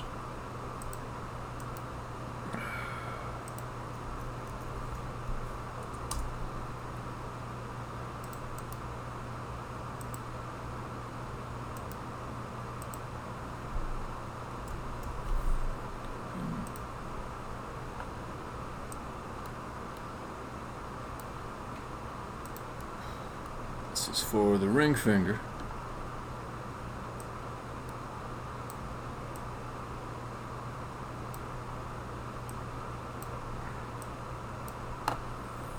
Okay.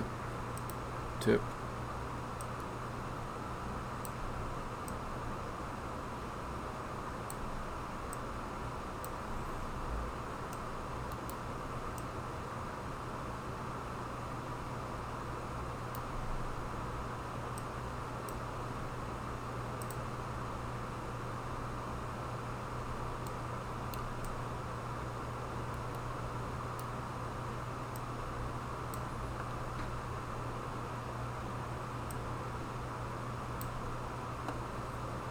Okay, one more.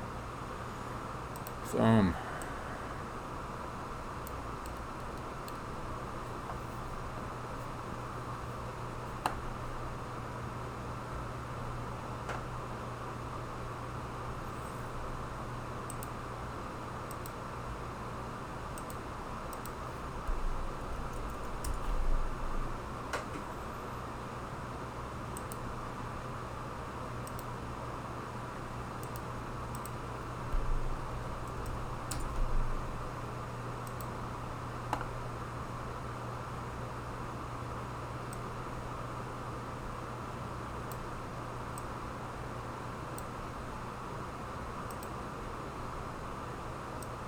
Oh. Huh. The thumb is set up in a weird way.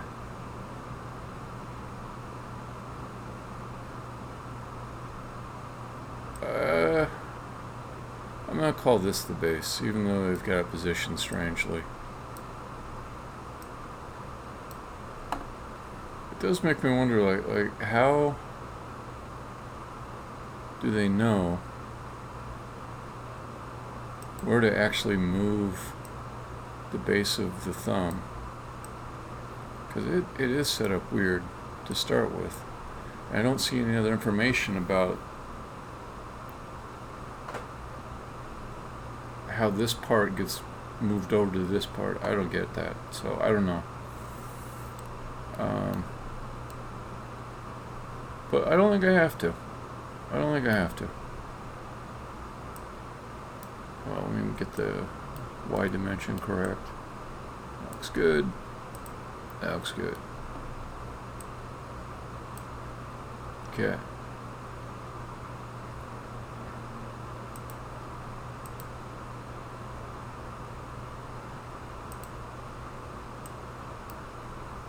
Just making sure I didn't miss any of them. And they're put on the right fingers.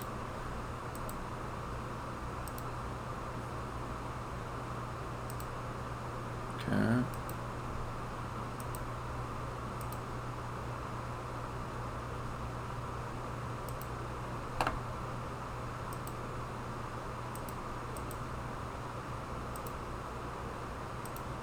Looks like I got it. Okay, so then I'm gonna save all that. Man, I would hate to lose that. That would suck. Save it.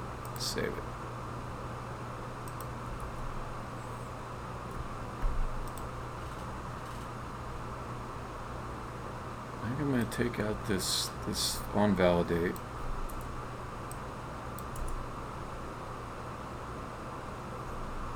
I've got this calc extended amount here. So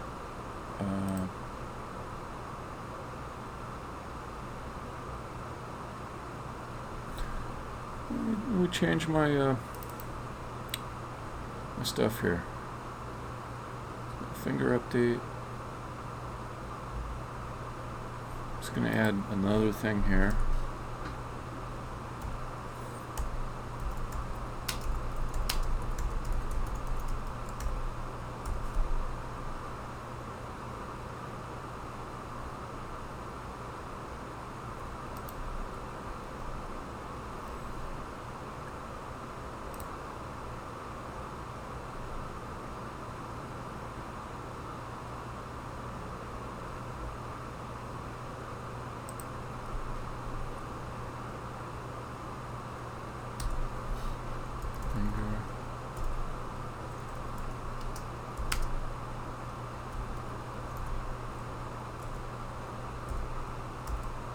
Okay.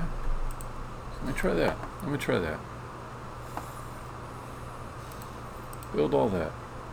Make sure it's not gonna barf on me. Okay, that's all good. So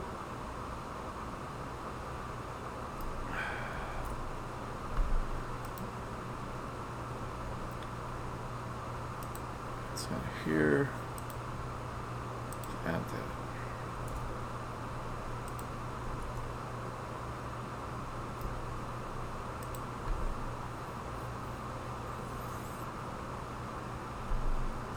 See if I can get one where it's kind of interesting or might have more easily recognized values. Okay. So this one here,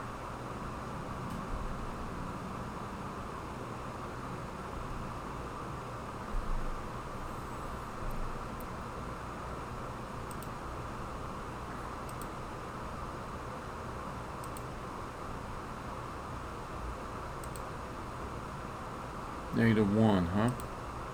1. 1's fully extended. 1. -1. -1. That's not what I expected. I don't know about this -1 stuff. I thought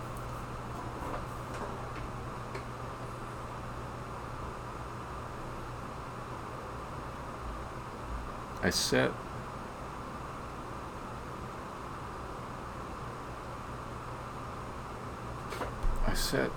this stuff. I thought,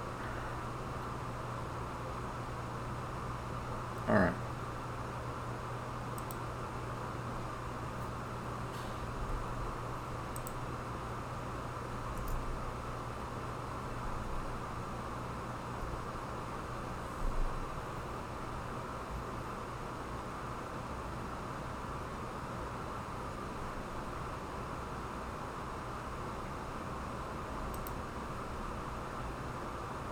.8.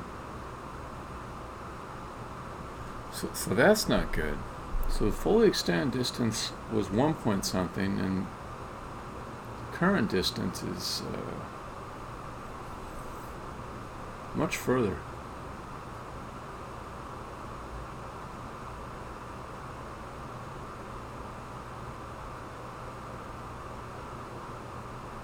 It's another one of those times when I wish I could, while I was in the debugger, just go over to the scene and see what state it's in.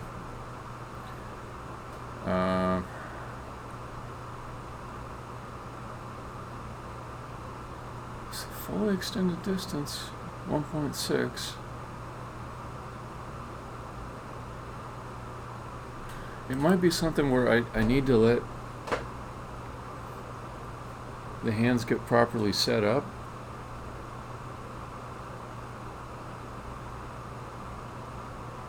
Doesn't seem quite right to me though.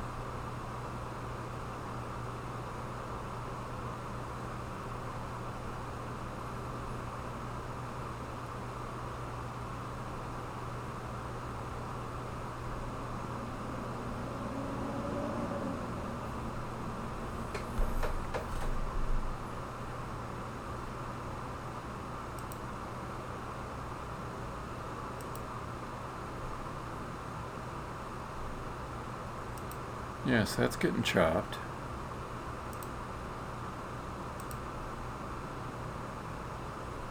That's getting truncated to 1. -1. Okay, what's your fully? I don't get it. So is there a finger base? No. There's no fingertip either? Okay, I don't like that. I thought I filled all of those in. Oh, I know I did not.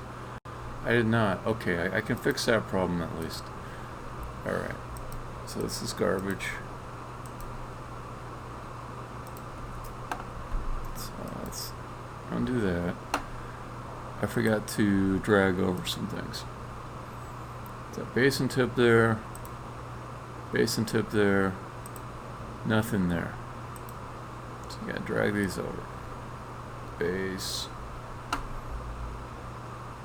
tip,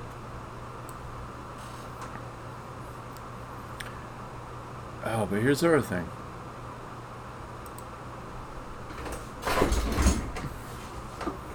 These are relative. These are relative coordinates.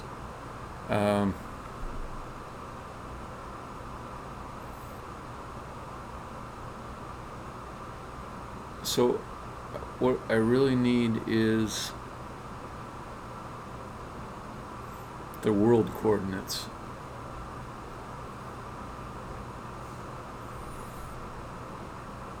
Okay.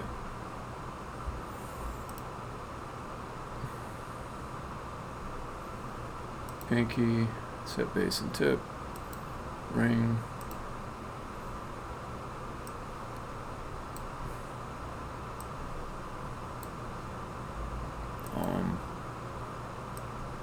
Okay, thumb I got.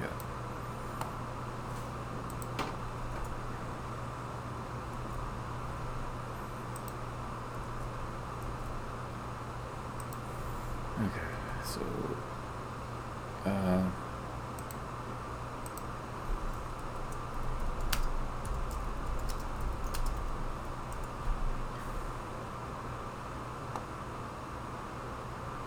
inverse transform point.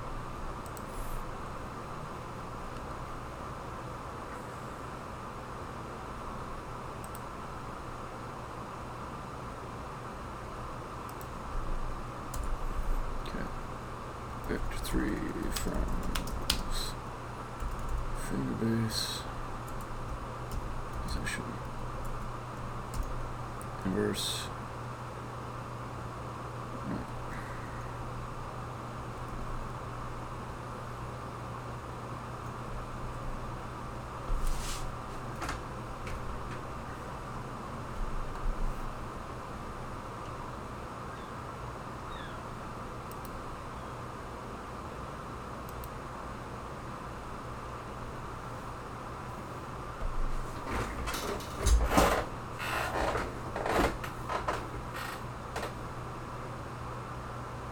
Oh, it's not okay.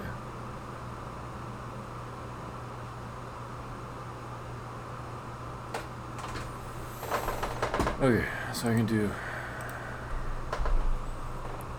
transform. Can I do it that way? Do I need? No, I gotta actually use a real transform. Transform point. Finger base, position, vector 3, 2 equals transform. Tip, position.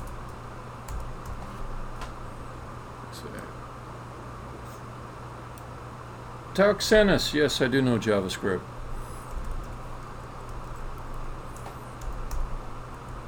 I'm not bad at it. In fact, I used to be really, really good. Just haven't coded a lot in it recently. I sound really braggy when I think about like how some people actually are really, really fucking good at JavaScript. But yeah, I know JavaScript. Boom. Okay. Let me try this again.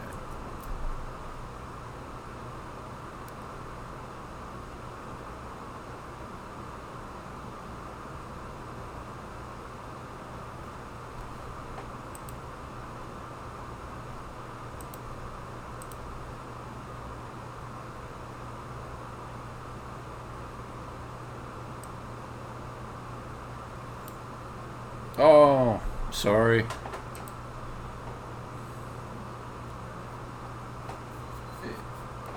Well, I'll tell you what. If you can hear the audio, put. I'm assuming you got like some kind of question or something. Just put it in. I'll try to answer it. Okay. Nope. All right. See you around.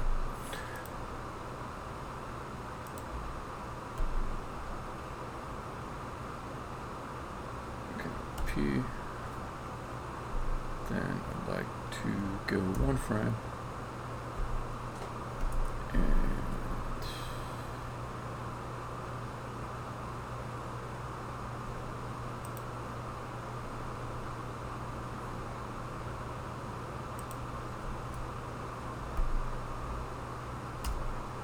okay, what do we got here? What do we got?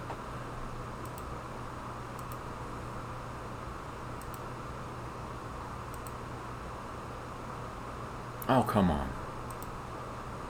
Oh, come on. It's like you didn't even change anything. Okay, there's one's -1. That must be another thing where I Missed a base and tip thing. Okay, index, base and tip. Middle, base and tip. Pinky, base and tip. Ring, base and tip. Thumb, see? Wasn't there. Base and tip. Alright.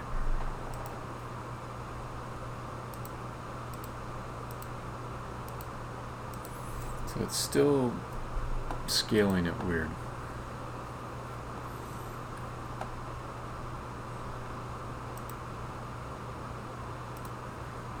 Gotta send a message to my sweetie and ask her what kind of food she wants me to order.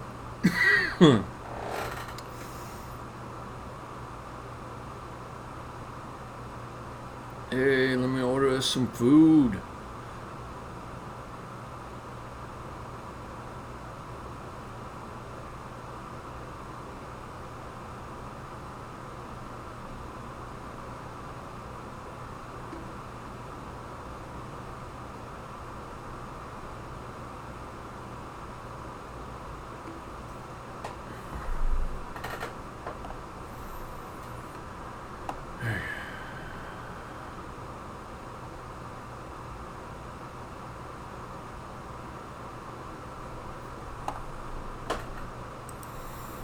Let me see. Some stuff's gone wrong. So the initial...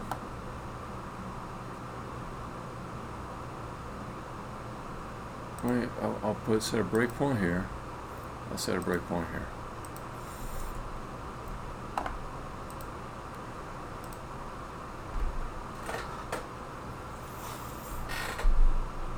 Okay.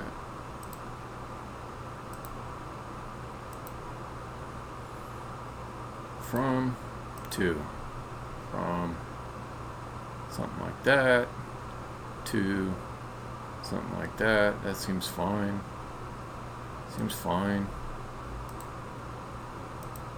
What's that fully extended? 36. Interesting. Okay.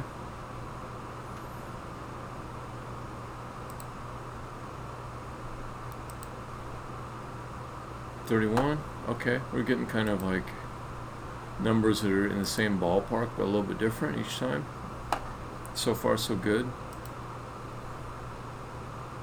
Oh, this one I didn't like. I didn't like this one at all.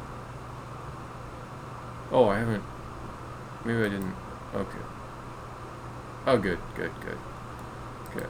Well, and then 24. Cool.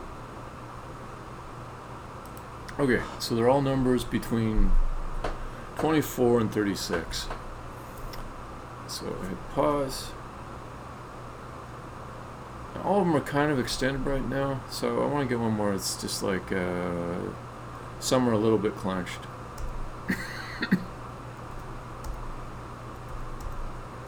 Okay. So this one here, the index finger, looks like it ought to be a little bit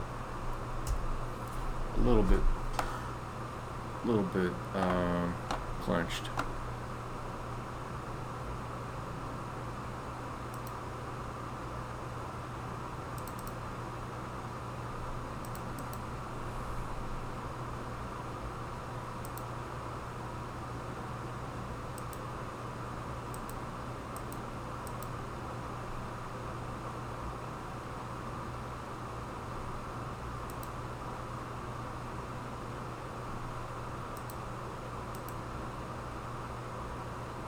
$84?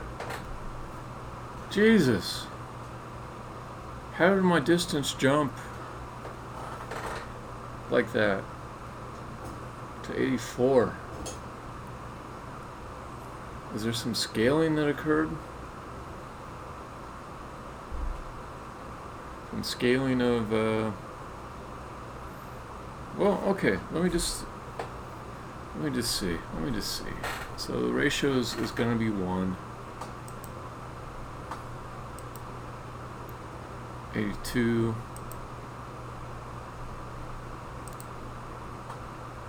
87,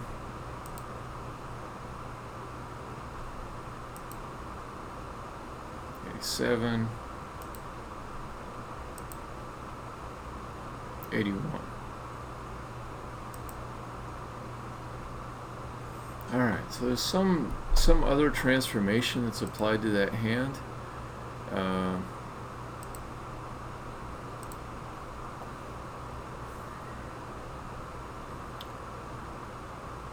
So let me try a different thing.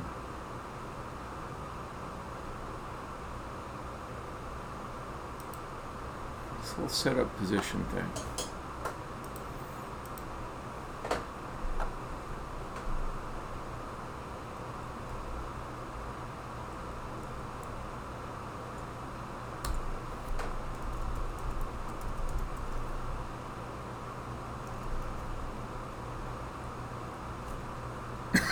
Huh.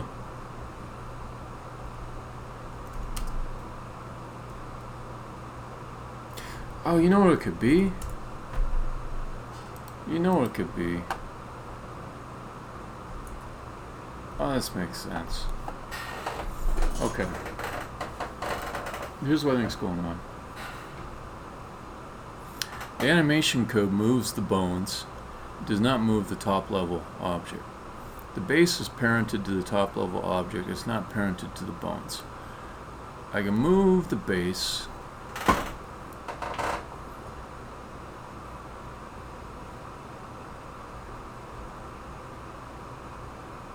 Wait a minute. Make sure I got the right thing. Okay, there's the base.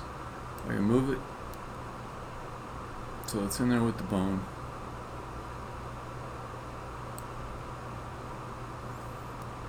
Okay. So if I rotate, no, not that. If I rotate the bone, where does the base go? Is it still? Yep, it is. It's still right at the right spot. Okay, so let's put the bone back where she wants to be. Okay, then I go down to the middle finger. I just reparent friggin' base to the bone.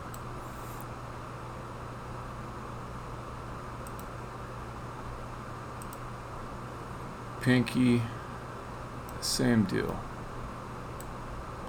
All the fingers, because this is the thing that moves around, and that's where I need to measure from. It was leaving the base behind at some position nowhere near where the hand parts moved to.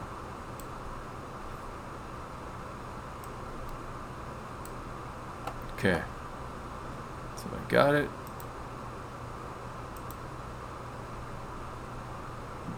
Okay, thumb, good.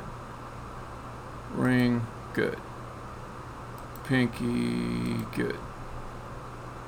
Middle, good.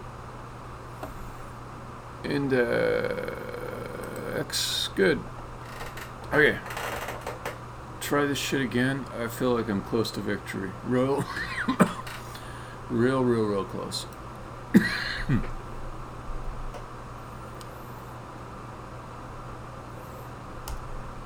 Okay, so what do we do? Next.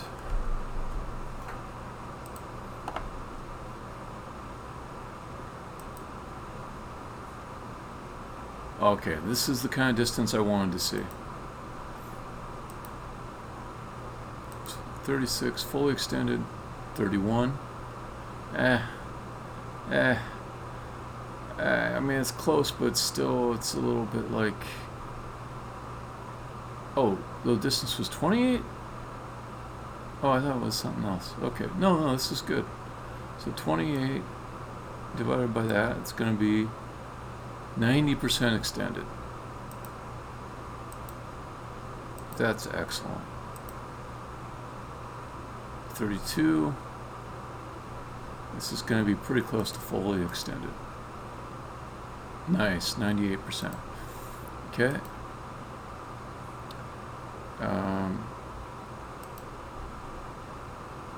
29 of 29, pretty close to full. Yep.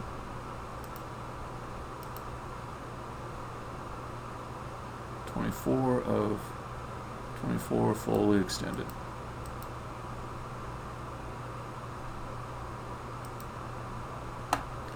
Okay, that's pretty cool. I think I'm almost there. I think I might be there. Let me see if I can just get a better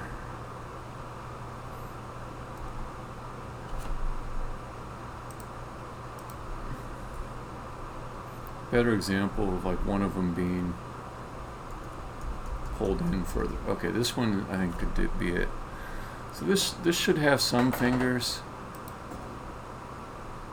that are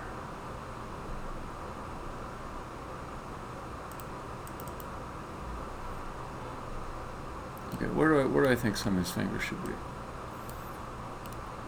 I think these should be like around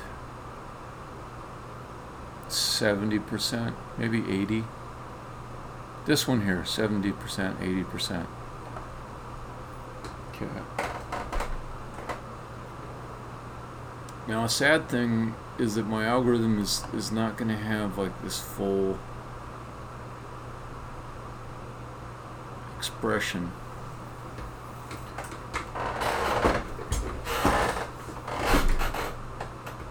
Okay. That's okay. That's okay. I just need to kind of get it close, you know? Just something kind of close. In some ways it might be a little bit nicer. It might be a little smoother. You can do a lot of interpolation if you just have simple values. So anyways, let's see what that looks like.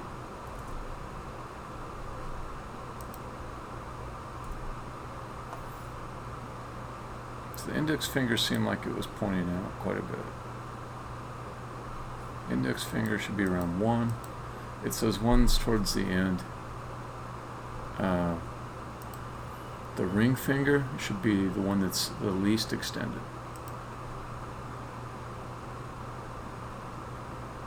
Nice. This one's going to be in a little bit. 92%. Okay. Middle finger. 97%. Okay, this next one I was thinking might be like 80 or 70%.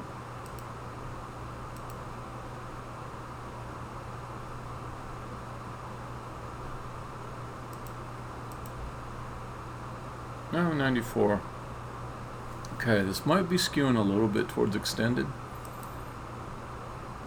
but adjustments can be made. Okay, the last one. 3 of 24. Okay, it's gonna be like 90%, something like that. 96%. Okay, cool. I got victory. The thing I set out to do, my replacement goal, I was able to do. So I'm gonna call that a session. I'm gonna go drink some wine and watch me some American Dad. And deliver some food. And let's stop the stream. Let's stop it right here. Let's stop it. Stop this from